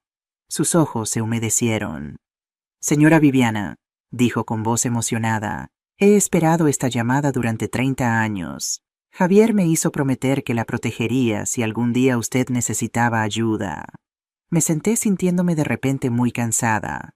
Necesito ayuda ahora. Durante la siguiente hora le conté todo. El engaño de Ricardo, la transferencia fraudulenta de propiedad, el ultimátum cruel, el email que encontré entre Ricardo y Mateo. Miguel escuchaba tomando notas meticulosas. Cuando terminé abrió un archivador grande y sacó una carpeta gruesa. Cuando Javier vino a verme en noviembre de 1992, estaba destruido, comenzó Miguel. Me confesó todo el robo, la muerte de Elena, su plan de escape. Me dio documentos originales y me pagó 50.000 euros por adelantado, de su propio dinero, no del robado, para que lo guardara todo y lo usara solo si usted o Ricardo estaban en peligro real. Peligro real, repetí amargamente. Mi hijo me dijo que durmiera con caballos. Eso califica, más que califica. Miguel abrió la carpeta. He monitoreado la situación durante años. Sé sobre la herencia que Ricardo recibió. Sé sobre el hotel. He estado esperando a ver si él haría lo correcto. No lo hizo. No, y ahora tenemos base legal para actuar. Déjeme explicarle las opciones. Se puso de pie y fue a una pizarra blanca. Empezó a escribir. Primero, dijo Miguel el Cortijo. Ricardo lo registró a su nombre en mayo de 2022, basándose en un contrato que usted firmó. Que decía temporal, interrumpí. Exacto, y tengo buenas noticias. Hablé con la notaria que autorizó esa transferencia. Se llama Lucía Ramírez. Está dispuesta a testificar que Ricardo y Mateo le presionaron para que aprobara el documento rápido sin darle tiempo a usted para leerlo completamente o tener representación legal independiente. Entonces tenemos base para anular la transferencia por fraude. Especialmente porque tenemos esto. Sacó otro documento. La escritura original de 1992. Prueba legal absoluta de que el cortijo es suyo. Javier lo transfirió a su nombre exclusivo antes de desaparecer. ¿Ricardo sabía esto? No lo creo. Probablemente asumió que la casa estaba en copropiedad o que había prescrito de alguna manera. Pero no. Es suya, registrada, legal, indiscutible. Mi corazón empezó a latir más rápido. Había esperanza. Fase 2, invalidación de herencia. Segundo, Miguel continuó la herencia de 420.000 euros. Ricardo la recibió basándose en un testamento escrito en Argentina bajo el nombre falso Carlos Mendoza. Según la ley española, un testamento debe estar firmado con la identidad legal verdadera del testador. Si no, es nulo. Además, Javier Morales nunca fue legalmente declarado muerto en España. Técnicamente todavía era su esposo cuando murió. Entonces usted es la heredera legal. Los 420.000 euros deberían haber venido a usted, no a Ricardo. Carmen dejó escapar un silbido bajo. Esto es enorme. Pero hay un problema, agregué. Ese dinero viene de un crimen. ¿Qué pasa con la familia del hombre que Javier robó? Miguel asintió seriamente. Ahí es donde entra Elena Ruiz. Fase 3. Restitución a la familia Ruiz. Miguel sacó otro folder. He estado en contacto esporádico con Elena Ruiz durante años. Ella sabe sobre el robo de su padre. Ha buscado el dinero de Javier sin éxito, hasta ahora. Si le revelamos dónde está ese dinero, ahora en manos de Ricardo, ella puede presentar una demanda civil de restitución, y con la confesión de Javier ganará. ¿Cuánto podría recuperar?, pregunté. Con intereses compuestos durante 32 años, más daños por angustia emocional, fácilmente 250.000, 300.000 euros de los 420.000, dejando a Ricardo con casi nada y en deuda porque ya gastó aproximadamente 120.000 en renovaciones del hotel más los 300.000 del préstamo bancario. Hice los números en mi cabeza. Ricardo estaría arruinado, completamente arruinado. Pero hay otra opción, dijo Miguel suavemente mirándome directo a los ojos. Una opción más, humana. Miguel se sentó junto las manos sobre el escritorio. Señora Viviana, entiendo que está herida, furiosa, con derecho a estarlo. Su hijo la traicionó de la manera más cruel. Pero sigue siendo su hijo. Puede destruirlo completamente con esta información. La pregunta es, ¿eso es lo que realmente quiere? Me quedé en silencio. ¿Qué quería? Hay una alternativa, continuó Miguel. Una que trae justicia sin aniquilación total. Una que le da a Ricardo la oportunidad de aprender, crecer, cambiar. Escucho. Hacemos esto en 3 pasos. Paso 1. Confrontación privada, con evidencia. Primero citamos a Ricardo y Mateo a una reunión de mediación. Les mostramos toda la evidencia, la escritura original, la confesión de Javier, la conexión con Elena Ruiz. Les damos a entender la magnitud del problema legal que enfrentan. Paso 2. Oferta de acuerdo. Luego ofrecemos un acuerdo fuera de corte. El cortijo vuelve a su nombre innegociable. 200.000 euros van a Elena Ruiz como restitución. 120.000 euros van a usted como compensación por fraude. Ricardo puede quedarse con 100.000 euros, pero debe usarlo solo para pagar el préstamo bancario. Ricardo y Mateo pueden continuar operando el hotel, pero como sus arrendatarios, le pagan 4.000 euros al mes de alquiler. Usted tiene derecho a vivir en la propiedad cuando quiera en una habitación designada exclusivamente para usted. Paso 3. Terapia obligatoria. Y esto es crucial. Ricardo debe asistir a terapia familiar con usted, una vez por semana, durante 1 año mínimo. Si se niega o si deja de asistir, el acuerdo se anula y procedemos con acción legal completa. ¿Y si rechaza todo el acuerdo?, pregunté. Entonces Miguel se puso serio. Presentamos demandas civiles y criminales, recuperación de propiedad por fraude, anulación de herencia, restitución a la familia Ruiz. Ricardo podría enfrentar cargos criminales por uso conocido de fondos de actividad delictiva. Podría ir a prisión 5 o 10 años. Y Mateo también. Él era cómplice consciente del fraude. El silencio cayó sobre la oficina. Carmen tomó mi mano. Viviana, dijo suavemente, ¿qué quieres hacer? Cerré los ojos. Vi al bebé Ricardo en mis brazos. Al niño Ricardo llorando cuando murió Elena.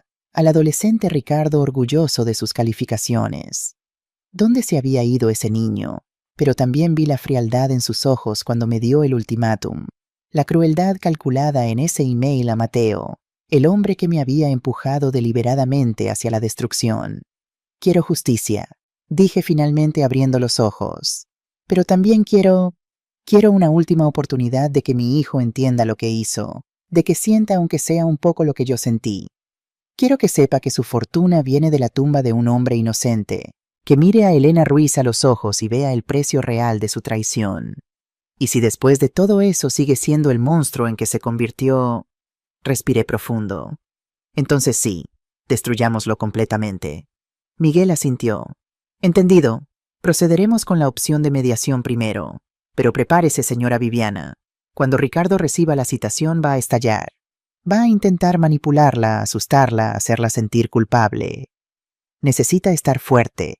Puede hacerlo, pensé, en 32 años trabajando hasta sangrar, en noches sin dormir, en comidas saltadas para que Ricardo pudiera comer, en joyas vendidas, en dignidad sacrificada. Sí, dije con voz de acero, puedo hacerlo. Miguel trabajó rápido. En 6 días tenía toda la documentación preparada. Escrituras, confesiones, evidencia bancaria, todo perfectamente organizado y refutable. También contactó a Elena Ruiz. Ella aceptó participar en la mediación. Quería mirar a Ricardo a los ojos. Quería que supiera quién era su padre realmente. La citación fue enviada por mensajero certificado al cortijo. Llegó un jueves a las 11 a.m., justo cuando Ricardo estaba en una reunión importante con inversionistas de Madrid. Carmen estaba conmigo cuando pasó. Me había quedado en su casa toda la semana recuperando fuerzas, preparándome mentalmente para lo que vendría. Mi teléfono sonó a las 11:15. Ricardo. No contesté. Volvió a llamar. Y otra vez. Y otra. A la 5ª llamada contesté. Mamá. Su voz era pura histeria. ¿Qué mierda es esto? Hola, Ricardo. Acabo de recibir una citación judicial. Dice que me estás demandando por fraude, por la propiedad. Y hay algo sobre la herencia de papá siendo ilegal. Todo está explicado en los documentos. Esto es una locura. Tú firmaste esa transferencia voluntariamente. Firmé creyendo que era temporal. Tú me engañaste deliberadamente. Hay evidencia. ¿Qué evidencia? Estás inventando cosas porque estás resentida. El email a Mateo, el que encontré en tu escritorio. Empujamos a tu madre hacia afuera, demasiado vieja. Residencia de ancianos. tal como planeamos. Silencio absoluto al otro lado. Eso fue. Mateo escribió eso, yo no. Tú respondiste. Perfecto. Procedamos. Lo leí, Ricardo. Vi tu respuesta. Mamá, espera, puedo explicar. No necesitas explicar. Todo quedará claro en la mediación. Tú, Mateo, y sus abogados. El 5 de abril en Sevilla. La dirección está en la citación. No voy a ir a ninguna puta mediación. Entonces nos vemos en corte, donde también estará Elena Ruiz. ¿Quién mierda es Elena Ruiz? La hija del hombre cuyo dinero robado usaste para traicionarme. La hija del hombre que se suicidó por lo que tu padre hizo. Ella es abogada ahora, y viene por ti. Colgué antes de que pudiera responder. Carmen me abrazó. Bien hecho, muy bien hecho, pero mis manos temblaban. Mi corazón latía como loco. Había cruzado el punto de no retorno. Durante los siguientes días, Ricardo intentó todo día 1. Amenazas, 20 llamadas perdidas. Mensajes de voz gritando, vas a arrepentirte de esto. Te voy a dejar sin nada. Mi abogado te va a destruir. Día 2. Manipulación. Mensajes de texto. Mamá, por favor, hablemos. Somos familia. Podemos resolver esto sin abogados. Te amo. Por favor. Día 3. Culpa. Más mensajes. ¿Sabes lo que esto me está haciendo? Los inversionistas se están retirando. El banco está amenazando con cancelar el préstamo. Vas a destruir mi vida. Eso es lo que quieres. Día 4. Negación. Email largo explicando cómo todo fue un malentendido. Que el email a Mateo era solo desahogo, no era real. Que nunca quisieron realmente echarme. A ninguno respondí. Día 5. Desesperación. Ricardo apareció en casa de Carmen. Carmen no lo dejó entrar. Necesito hablar con mi madre, gritó desde la calle. Tu madre no quiere verte, respondió Carmen firmemente desde la ventana. Carmen, por favor, estás llenándole la cabeza de ideas. Ella no entiende los negocios. Entiende perfectamente que su hijo la traicionó. Ahora vete antes de que llame a la policía. Lo vi desde la ventana del segundo piso. Se veía terrible. Ojos rojos, ropa arrugada, sin afeitar. Parte de mí, esa parte maternal que nunca muere completamente, quiso bajar, abrazarlo, decirle que todo estaría bien. Pero entonces recordé, asilo o establo, escoge, y me quedé donde estaba. La sala de mediación era neutral, moderna, una mesa larga con sillas a cada lado, como preparación para batalla. Llegué temprano con Carmen y Miguel, a las 9:45 a.m. A las 10:00 llegaron Ricardo y Mateo con su abogado, un hombre de traje caro llamado Raúl Méndez, conocido por defender casos difíciles. Ricardo se veía peor en persona. Había perdido peso. Tenía círculos oscuros bajo los ojos. Cuando me vio, su expresión pasó por 1000 emociones: alivio, ira, miedo, súplica. Mamá, toma asiento, Ricardo, dije con voz neutral. Esto es mediación formal. Guarda comentarios personales para después. Se sentó pareciendo un niño regañado. Mateo se veía igualmente nervioso. El mediador judicial, un hombre mayor llamado señor Herrera, abrió la sesión. Buenos días. Estamos aquí para intentar resolver el caso Morales versus Morales sin proceder a litigio completo. Ambas partes han acordado escuchar propuestas. Abogado Torres puede comenzar. Miguel se puso de pie. Conectó su laptop al proyector. Señores, lo que vamos a presentar hoy es la verdad completa sobre la herencia Morales. Una verdad que destruirá todo lo que Ricardo y Mateo han construido, a menos que acepten términos razonables. Raúl, el abogado de Ricardo, se inclinó hacia adelante. Señor Torres, las amenazas no es amenaza, es realidad legal. Permítanme demostrar. Miguel empezó la presentación. Proyectó en la pantalla.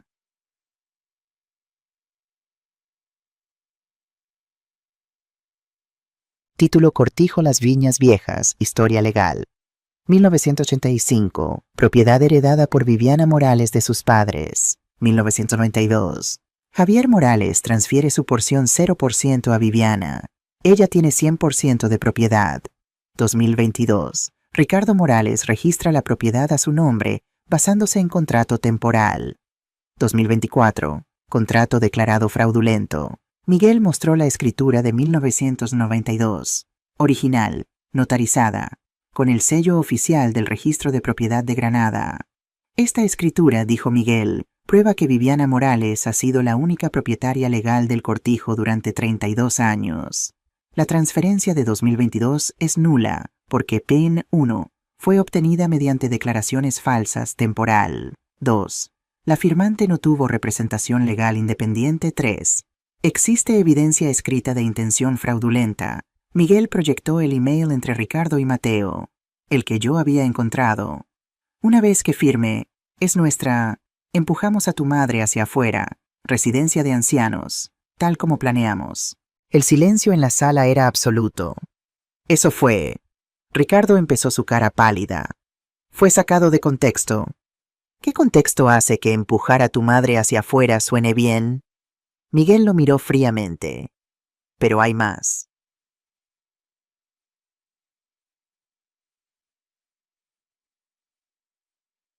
Título: Los 420.000 euros. Origen criminal.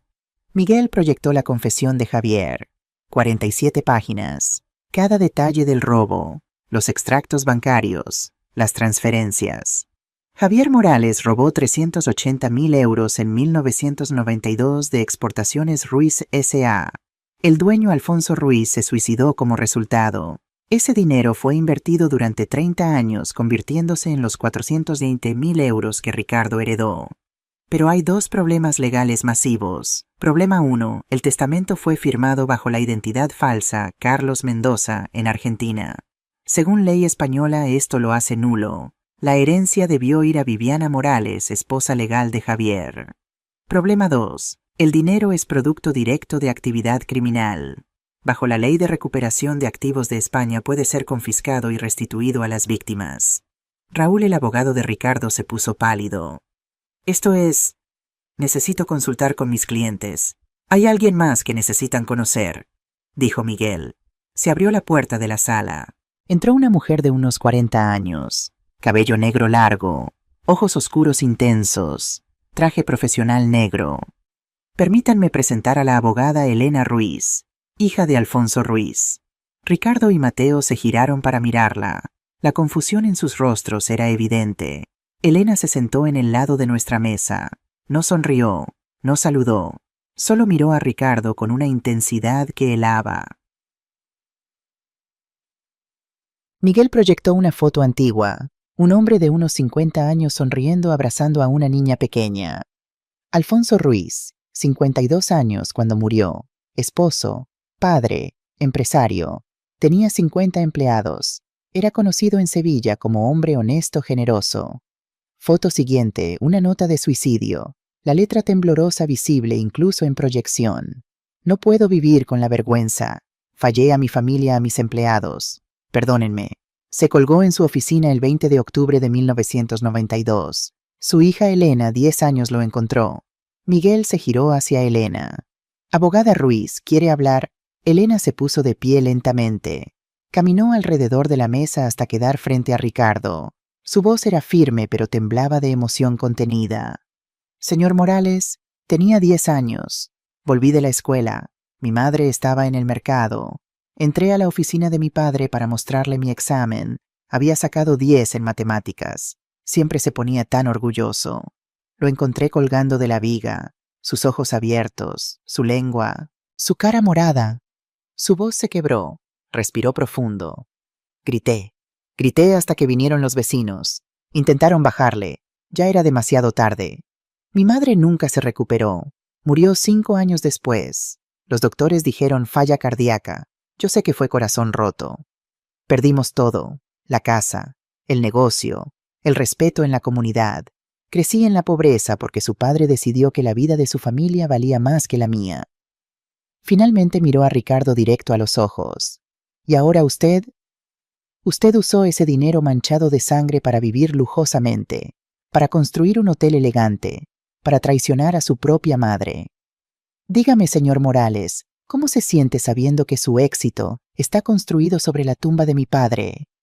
Ricardo no pudo sostener su mirada. Miró hacia abajo, hacia la mesa. Sus manos temblaban. Yo no sabía. Su voz era apenas un susurro. No sabía de dónde venía el dinero. No sabía. La voz de Elena subió. O no quiso saber, era más fácil aceptar la fortuna sin preguntar. Mateo intervino. Señorita Ruiz, esto es injusto. Ricardo no tiene culpa de lo que su padre hizo. Injusto. Elena se giró hacia él. ¿Quiere hablar de injusto? Yo encontré a mi padre muerto. Vivía en pobreza porque el padre de su novio era un ladrón. Y ahora ustedes han usado ese dinero para abusar de una anciana de 64 años. No hablemos de injusto. El silencio después era tan pesado que casi se podía tocar.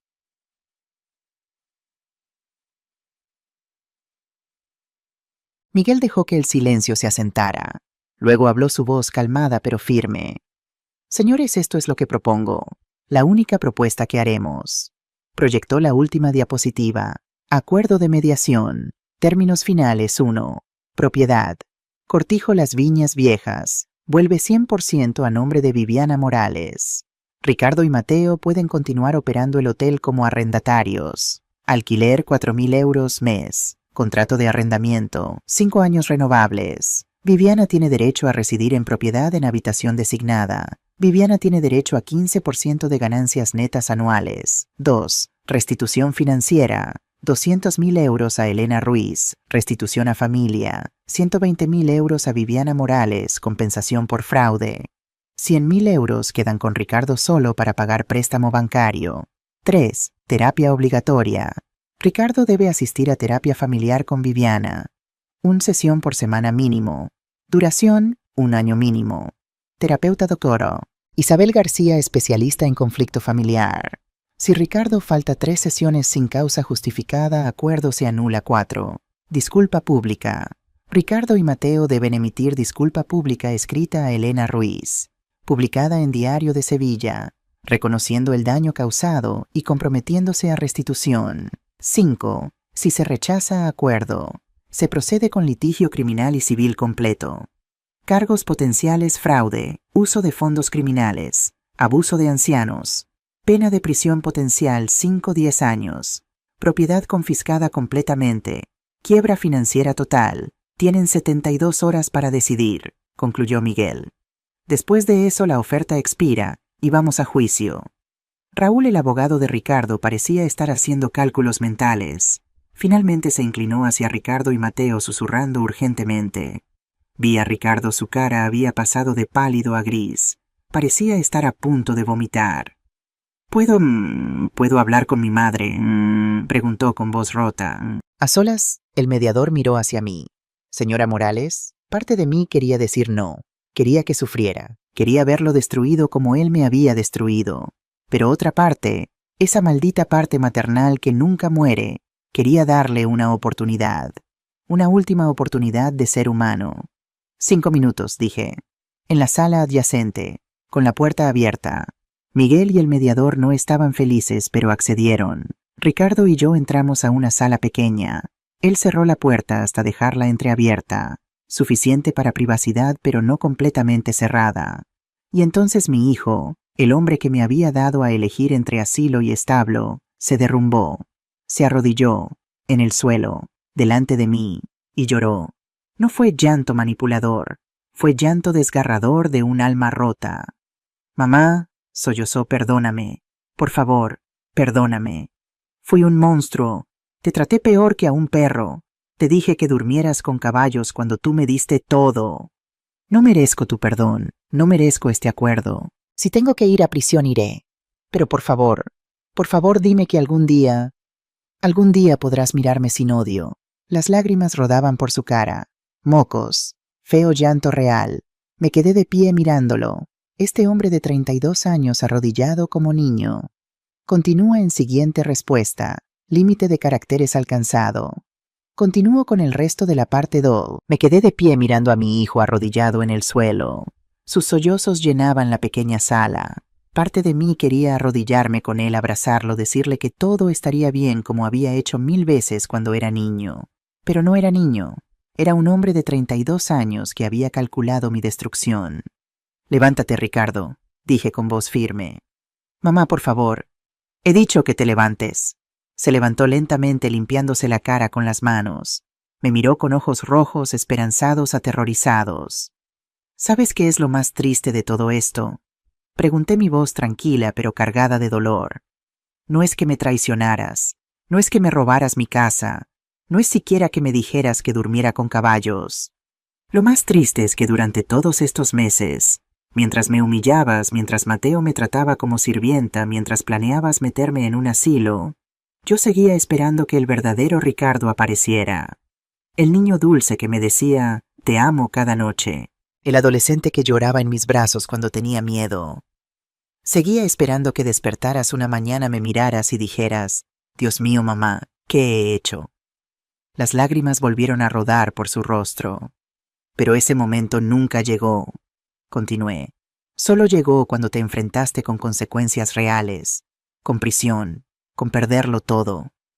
Entonces dime, Ricardo, ¿estás llorando porque realmente entiendes lo que me hiciste? ¿O lloras porque finalmente te atraparon?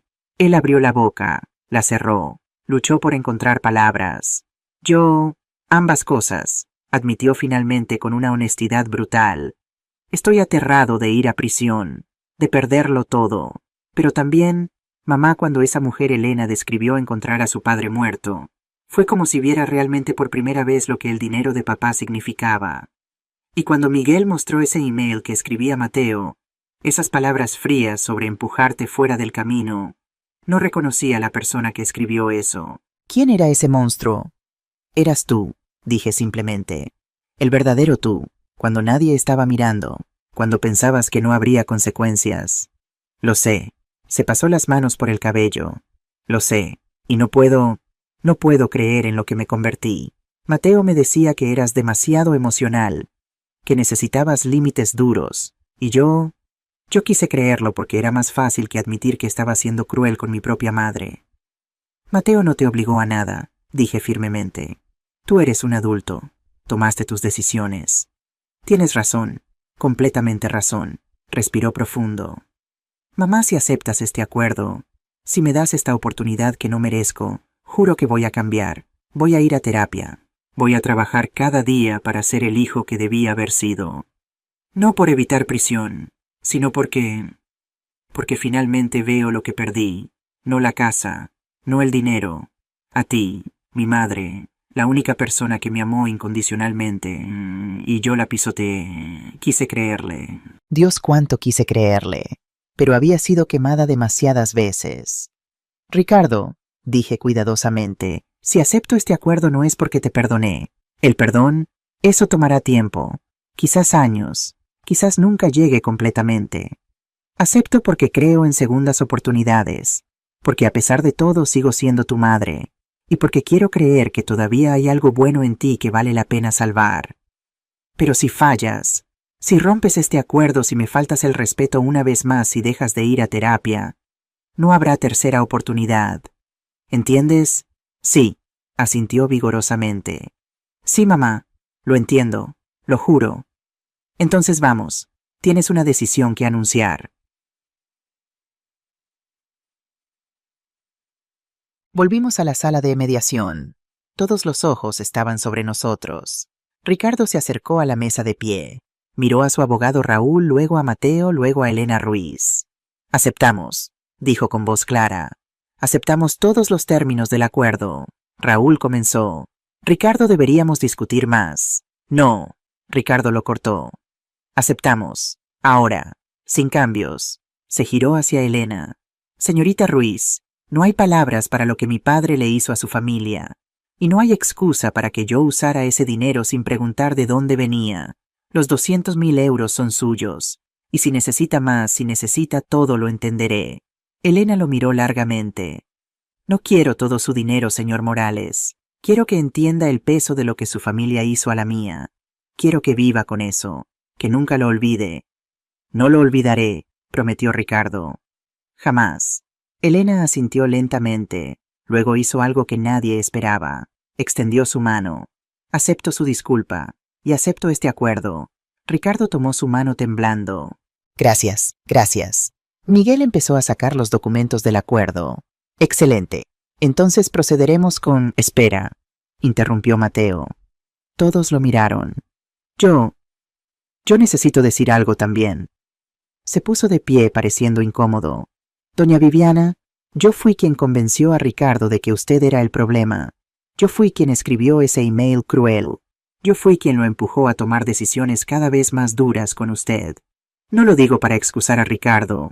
Él tomó sus propias decisiones. Pero yo fui una influencia tóxica, y lo siento.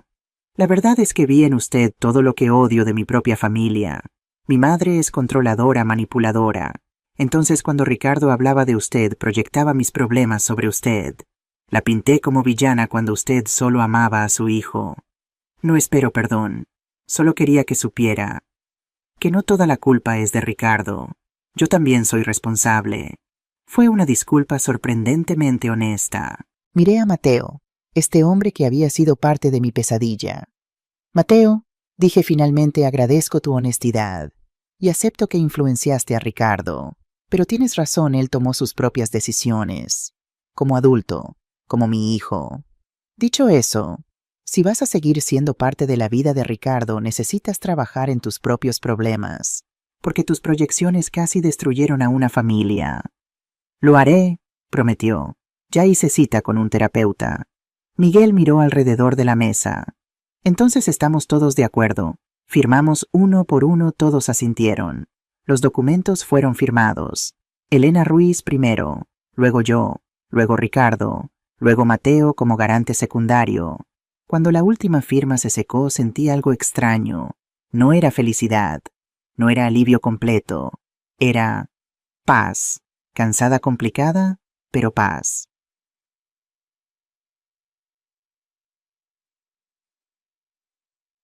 El primer mes después del acuerdo fue extraño, incómodo, como aprender a caminar después de un accidente. Volví al cortijo, pero esta vez como dueña legal. Carmen me acompañó el primer día cargando mis pocas pertenencias. Ricardo y Mateo habían limpiado la habitación principal para mí, mi antigua habitación, la que tenía vista a Sierra Nevada, la que habían convertido en suite de lujo. Ahora era mía otra vez. Encontré una nota sobre la cama escrita con la letra de Ricardo. Mamá, sé que una habitación limpia no compensa lo que hice. Nada puede compensarlo, pero es un comienzo. Las sábanas son nuevas. Compré ese jabón de lavanda que te gusta.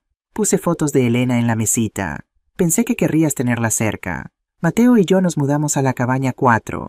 Estaremos cerca si necesitas algo, pero también lejos para darte espacio. El hotel seguirá operando. Somos tus empleados ahora, tus arrendatarios. Y estoy listo para la terapia. La primera sesión es el jueves. Te amo, mamá. Siempre te amé. Solo olvidé cómo demostrarlo. Ricardo.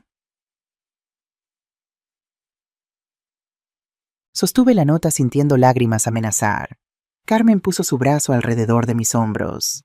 Es un comienzo, dijo suavemente. Solo un comienzo, acordé. Esa noche dormí en mi propia cama en mi propia casa por primera vez en 2 años, y fue la mejor noche de sueño que había tenido en mucho tiempo. La doctora Isabel García era una mujer de 52 años, cabello castaño corto, gafas sin marco, sonrisa cálida, pero ojos que veían demasiado. Su consultorio en Granada estaba decorado con colores suaves, plantas, una fuente de agua que hacía sonidos relajantes. Bienvenidos, dijo cuando Ricardo y yo llegamos. Siéntense donde se sientan cómodos. Había un sofá grande y 2 sillones individuales. Ricardo fue hacia el sofá. Yo elegí un sillón. La distancia física era obvia. Entonces comenzó la doctora García. Estamos aquí porque hubo una ruptura grave de confianza en su relación madre-hijo. Viviana, ¿quieres empezar contándome qué pasó? Durante la siguiente media hora conté todo. Cada traición, cada humillación, el ultimátum final. Ricardo escuchaba con la cabeza baja, lágrimas cayendo silenciosamente. Cuando terminé, la doctora García se giró hacia Ricardo. ¿Qué escuchaste? Que soy un monstruo, dijo con voz rota. Que traicioné a la única persona que me amaba incondicionalmente. ¿Eso es lo que escuchaste o lo que sientes?, preguntó la terapeuta. Ambos. Viviana, la doctora García me miró. ¿Llamas a Ricardo un monstruo? No, admití. Dije que hizo cosas monstruosas. No es lo mismo. Exacto. La terapeuta se inclinó hacia adelante. Una de las primeras cosas que necesitamos establecer la diferencia entre acciones y identidad. Ricardo, hiciste cosas terribles, crueles, imperdonables incluso, pero eso no significa que seas una persona terrible para siempre. Significa que tomaste decisiones terribles, y las decisiones pueden cambiar. ¿Cómo, Lee? Preguntó Ricardo desesperadamente. ¿Cómo cambio esto? ¿Cómo hago que mi madre vuelva a confiar en mí? Lentamente, respondió la doctora García. Dolorosamente, con acciones consistentes durante mucho tiempo. La confianza es como un jarrón, continuó. Una vez roto puedes pegarlo, pero siempre verás las grietas. Nunca será exactamente como era antes. Entonces, ¿qué esperanza hay? Las lágrimas de Ricardo fluían libremente ahora. La esperanza es que un jarrón roto con kintsugi, el arte japonés de reparar cerámica con oro, puede ser más hermoso que el original. Las grietas se vuelven parte de su historia, parte de su belleza. Su relación nunca será lo que era, pero puede convertirse en algo nuevo, algo más honesto, más fuerte, si ambos están dispuestos a hacer el trabajo. Miró entre nosotros dos. Lo están, sí, dijo Ricardo inmediatamente. Yo tomé más tiempo. Quiero estarlo, dije finalmente. Pero tengo miedo, miedo de volver a ser herida. Ese miedo es completamente válido, dijo la doctora García. Y Ricardo, tu trabajo es demostrarle, no con palabras sino con acciones consistentes, que ese miedo ya no es necesario. ¿Cuánto tiempo tomará? Preguntó Ricardo. No lo sé, meses, años quizás. El perdón real no tiene cronograma. Salimos de esa primera sesión emocionalmente exhaustos. Ricardo se veía destruido. ¿Café? Preguntó tímidamente.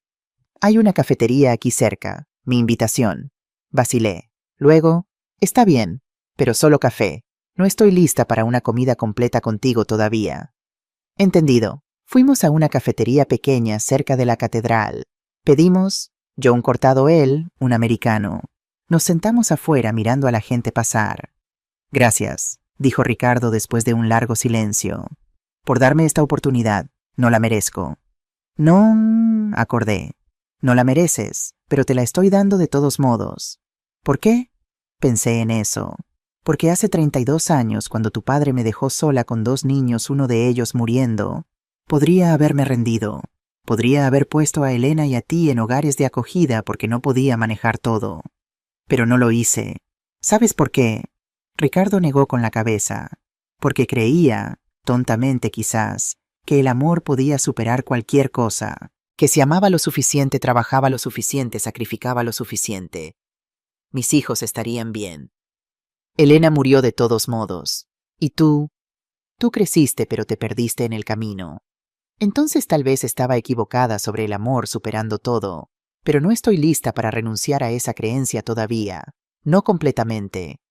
Por eso te doy esta oportunidad, no porque la merezcas, sino porque todavía tengo un último pedazo de esperanza de que el niño que amaba está en algún lugar dentro del hombre que eres. Ricardo se limpió los ojos con una servilleta. Está ahí, mamá. Te prometo que está ahí, y voy a trabajar cada día para demostrártelo.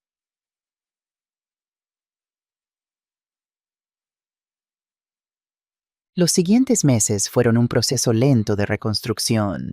2 pasos adelante, 1 atrás. A veces un paso adelante, 3 atrás. Semana 1, Ricardo y Mateo empezaron a pagarme el alquiler religiosamente. 4.000 euros el día 1 de cada mes. Sin retraso, sin excusas. También me dieron el 15% de ganancias netas como acordado. El primer mes fueron 300 euros adicionales. Era extraño. Después de años trabajando gratis en mi propia casa, ahora ganaba 600 euros al mes, sin mover un dedo. Semana 2. Ricardo empezó a cocinar. No me dejó preparar ni un desayuno para huéspedes. Tú descansa, mamá, insistió. Contratamos a una cocinera, y cuando ella no está, cocino yo. Tú eres la dueña, no la empleada. Fue extraño al principio, ver a mi hijo trabajar mientras yo leía un libro en el porche. Sentir que no tenía que ganarme mi lugar. Semana 3. Ricardo me pidió perdón públicamente. Escribió una disculpa que fue publicada en Diario de Sevilla.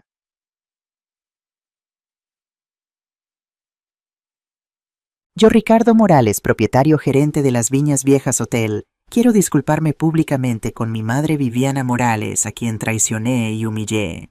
Elena Ruiz, cuya familia sufrió por acciones de mi padre que yo perpetué al usar ese dinero sin conciencia. Cualquier persona que haya sido víctima de abuso financiero familiar, su dolor es válido. Su furia es justificada. Estoy trabajando para ser mejor, para hacer restitución, para entender el daño que causé. Esta disculpa no borra nada, pero es mi compromiso público de cambio. Ricardo Morales.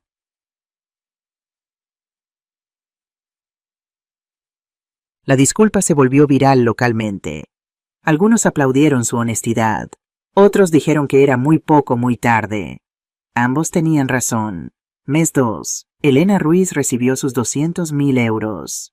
Me invitó a almorzar cuando el dinero fue transferido. Nos encontramos en un restaurante tranquilo en Sevilla. Fue incómodo al principio. Dos mujeres conectadas por tragedia. No sé si agradecerle o odiarla, dijo Elena honestamente. Usted me dio justicia, pero también su hijo usó el dinero de mi padre. Eso me hace querer. Lo entiendo, dije suavemente. Si ayuda, yo también estoy enojada con Ricardo. Probablemente siempre lo estaré un poco. ¿Pero lo perdonará?, preguntó. No lo sé. Pregúnteme en un año. Elena sonrió tristemente. Justa respuesta. Comimos en silencio cómodo por un rato. Luego ella dijo: voy a usar parte del dinero para establecer una fundación, en memoria de mi padre, para ayudar a familias que perdieron todo por fraude financiero. Eso es hermoso, dije sintiendo lágrimas. Y quiero que usted sea parte de la junta directiva, si está dispuesta. Me sorprendió. Yo porque usted entiende. Perdió a su hija, su esposo la traicionó, su hijo también, pero todavía está aquí, todavía luchando, todavía creyendo que las cosas pueden mejorar. Esa es la clase de persona que quiero representando a mi padre. Tomé su mano a través de la mesa. Sería un honor. Mes 3. Las sesiones de terapia se volvieron más profundas, más dolorosas. En una sesión particularmente difícil, la doctora García me hizo una pregunta que me partió. Viviana, ¿alguna vez consideró que su constante sacrificio pudo haberle enseñado a Ricardo que usted no tenía límites, que podía tomar y tomar sin consecuencias? Me quedé sin aliento. ¿Está diciendo que esto es mi culpa? No, Ricardo es adulto, tomó sus decisiones, pero estoy preguntando, ¿su amor sin límites inadvertidamente le enseñó a no respetarla? Esa pregunta me persiguió durante semanas, porque tal vez tenía razón. Vendí las joyas de mi abuela sin decirle. Trabajé hasta sangrar sin quejarme. Acepté cada falta de respeto pequeña sin establecer límites. Le enseñé que su madre era infinitamente elástica, que podía empujarme y yo siempre estaría ahí, hasta que empujó demasiado lejos. En la siguiente sesión confronté a Ricardo con esto. Necesito que entiendas algo, dije. Parte de esto, no todo, pero parte, es mi culpa. Que no, mamá. Déjame terminar. Te di todo sin enseñarte gratitud. Te rescaté de cada problema sin dejar que enfrentaras consecuencias. Te mostré que el amor de mamá era infinito, indestructible, sin importar cómo me trataras. Y tú aprendiste que podías tratarme de cualquier manera sin perder ese amor. Entonces esta es mi promesa: nunca más. Te amo, siempre te amaré. Pero mi amor ahora tiene límites, tiene condiciones. Si vuelves a faltarme el respeto, si rompes este acuerdo, si me lastimas otra vez, te perderé, completamente, sin importar cuánto duela. ¿Entiendes? Ricardo asintió llorando. Entiendo. Y mamá, gracias, por finalmente amarme lo suficiente para decir no más. Mateo vino a verme una tarde. Yo estaba en el viñedo. Había replantado algunas vides, lentamente reconstruyendo lo que se había destruido. Doña Viviana, ¿puedo hablar con usted? Por supuesto.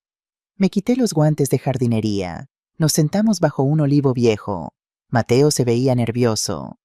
Yo voy a terminar mi relación con Ricardo, dijo finalmente. Me sorprendió. ¿Por qué? Porque me di cuenta en terapia de algo. Me enamoré de Ricardo por razones equivocadas. Él era mi proyecto de rebelión contra mi familia conservadora, y él, creo que estaba conmigo en parte para escapar de usted. Eso no es base para una relación sana. Además, Guy, continuó, creo que Ricardo necesita este tiempo para reconstruir su relación con usted sin mi influencia, buena o mala. Eso es muy maduro de tu parte, dije honestamente. ¿Seguirás siendo su socio de negocios? Sí, pero solo eso, sin drama romántico complicando todo. Me miró directamente. Y quiero que sepa, lamento profundamente mi papel en su dolor. Proyecto mis problemas familiares sobre usted. La pinté como villana para justificar cómo la tratábamos. Eso fue cobarde y cruel, y lo siento. Acepto tu disculpa, dije. Y respeto que estés tomando responsabilidad. Gracias. Se puso de pie. Una cosa más. Ricardo no sabe todavía que voy a terminar con él. Se lo diré esta noche. Solo quería que usted supiera primero en caso de que él la necesite. Esa noche Ricardo tocó mi puerta. Eran las 11 p.m. Sus ojos estaban rojos. Mamá, puedo quedarme aquí esta noche en el sofá, solo que no quiero estar solo. ¿Qué pasó? Mateo terminó conmigo. Parte de mí quería decir, bueno, Mateo había sido una influencia terrible, pero vi a mi hijo roto y solo, y el instinto maternal se activó. Ven, dije abriendo la puerta más amplia. Te preparo té. Esa noche, por primera vez en años, Ricardo y yo hablamos como solíamos. No sobre negocios, no sobre conflicto, sobre vida, sueños, miedos. ¿Extrañas a Mateo?, pregunté. Honestamente, no lo sé. Extraño la compañía. Extraño no sentirme solo. Pero extraño a Jim, no estoy seguro si realmente lo conocía. ¿Alguna vez amaste a alguien, mamá, además de papá? Pensé en eso. No, tu padre fue mi único amor romántico. ¿No te arrepientes de no haber buscado otra relación después de que él se fue? A veces admití, pero estaba tan ocupada sobreviviendo criándote que no había espacio para romance. Lo siento, susurró Ricardo. Siento haber sido una carga. No fuiste una carga, fuiste mi propósito, mi razón para seguir adelante. Pero ¿a qué costo, mamá, sacrificaste tu vida entera? Sí, dije honestamente. Y en retrospectiva, tal vez sacrifiqué demasiado. Tal vez debí haber encontrado más equilibrio. Esa es otra lección de todo esto, el amor no debe significar autodestrucción. Ricardo asintió pensativamente. La doctora García dice que necesito aprender a amarme a mí mismo antes de poder amar sanamente a alguien más. Ella es sabia. Tú te amas a ti misma, mamá. La pregunta me tomó desprevenida. Estoy aprendiendo. Por primera vez en mi vida estoy descubriendo quién es Viviana además de mamá de Ricardo.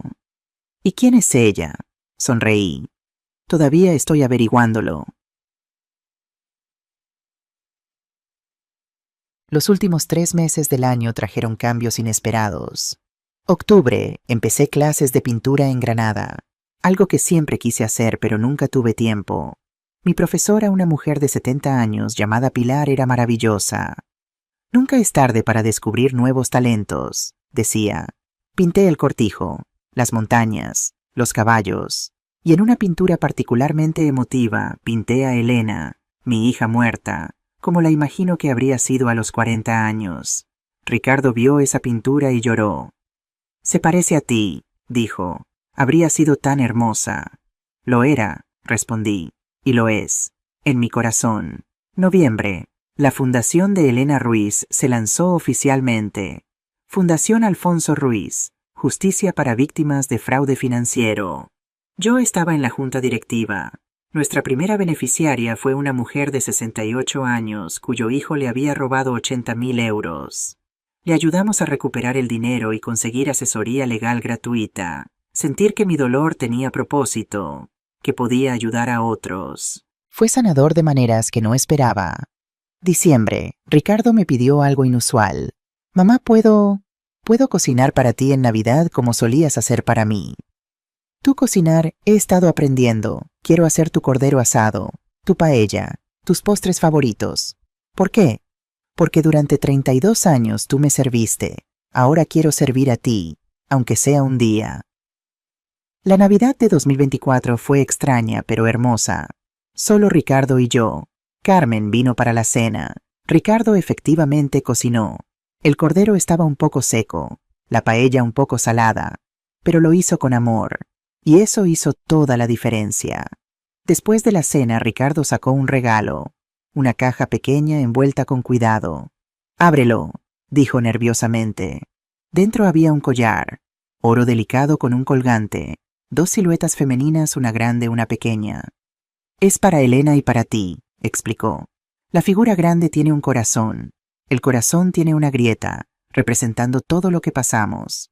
Pero la grieta está llena de oro, kintsugi, como habló la doctora García, para recordar que aunque estamos rotos, podemos sanar. Y nuestras grietas se convierten en parte de nuestra belleza». Las lágrimas rodaron por mi cara mientras me ponía el collar. «Gracias», susurré. «Es perfecto». Ha pasado exactamente un año desde el día en que Ricardo me dio ese ultimátum horrible. Un año desde que abrí el sobre amarillo. Un año desde que decidí pelear. ¿Cómo están las cosas ahora? El cortijo es mío. Legal indiscutiblemente. Ricardo paga alquiler religiosamente. El hotel va bien. No es imperio masivo que soñaban, pero es negocio honesto y sostenible. Replanté más del viñedo. El año que viene habrá cosecha. Vino Viñas de Viviana. Porque esta vez es realmente mío. Ricardo ha cumplido cada promesa, cada sesión de terapia, cada pago, cada disculpa. ¿Lo he perdonado completamente? No, las grietas todavía están ahí. Probablemente siempre estarán, pero estoy en paz con eso. El amor no significa olvidar. Significa elegir seguir amando a pesar de las cicatrices. Mateo se mudó a Barcelona. Él y Ricardo son solo socios de negocios ahora. Cordiales pero distantes. Mateo también está en terapia, trabajando en sus problemas familiares. Ocasionalmente me escribe emails, actualizaciones sobre su progreso. No tiene que hacerlo, pero lo aprecia.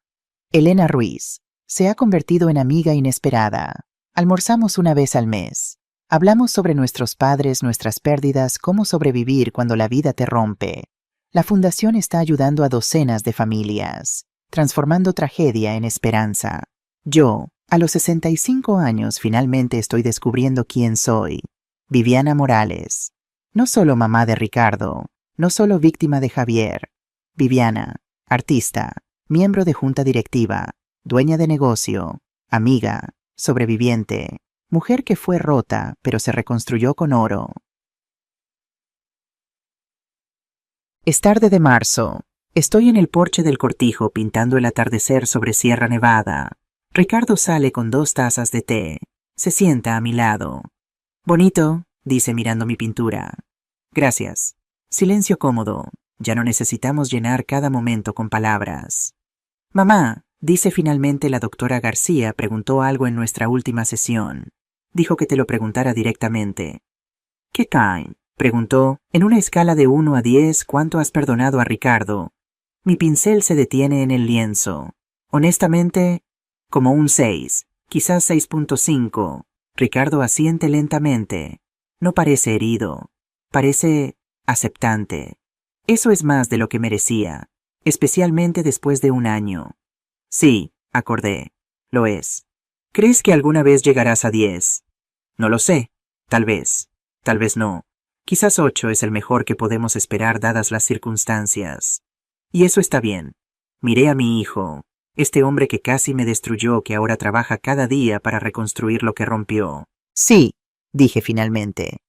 «Eso está bien, porque un 8 con honestidad es mejor que un 10 falso. Puedo vivir con eso». Yo también. Nos sentamos ahí mientras el sol se ponía pintando el cielo de naranjas y rosas y oros. 2 personas rotas pegadas con oro. No perfectas, pero sanadoras. Y a veces eso es suficiente. Amigas que me están escuchando, especialmente ustedes mayores de 50, déjenme compartir lo que aprendí de esta pesadilla. 1. El amor sin límites se convierte en abuso. Amén a sus hijos. Pero enséñenles que su amor tiene límites, que el respeto no es opcional. 2. Los sacrificios deben ser reconocidos. No se sacrifiquen en silencio esperando que sus hijos algún día entiendan. Enséñenles gratitud activamente. Ahora. 3. Protejan sus activos. Nunca firmen documentos financieros sin abogado independiente. No importa quién lo pida. No importa cuánto confíen. Consigan. Abogado. 4. La edad no es debilidad. Yo tenía 64 años cuando peleé. No dejen que nadie les diga que son demasiado viejas para defender sus derechos. 5. El perdón es un proceso, no un evento. No se apresuren a perdonar. El verdadero perdón toma tiempo, y está bien si nunca llega completamente. 6. Pidan ayuda. No peleen solas. Abogados, terapeutas, amigos. Construyan su ejército de apoyo. 7. Documenten todo: emails, mensajes, conversaciones. Si algo se siente mal, documentenlo. Esa evidencia puede salvar sus vidas. 8. Ustedes no son solo mamá, son personas completas, con sueños, talentos, valor más allá de la maternidad. Nunca olviden eso. 9. Las segundas oportunidades son un regalo, no un derecho. Si dan segunda oportunidad, háganla condicional, con límites claros, y estén preparadas para retirarse si es violada. 10. La justicia no es venganza. Yo podría haber destruido a Ricardo completamente. Elegí justicia con misericordia, no porque él lo mereciera, sino porque yo merecía paz. Mi nombre es Viviana Morales. Tengo 65 años. Mi hijo me traicionó de la manera más cruel, y yo le enseñé que las madres pueden ser fuertes, que la edad es poder, no debilidad, que el amor tiene límites, y que cuando te dan a elegir entre asilo y establo, eliges una tercera opción: dignidad. Eliges pelear. Eliges sobrevivir. Eliges vivir.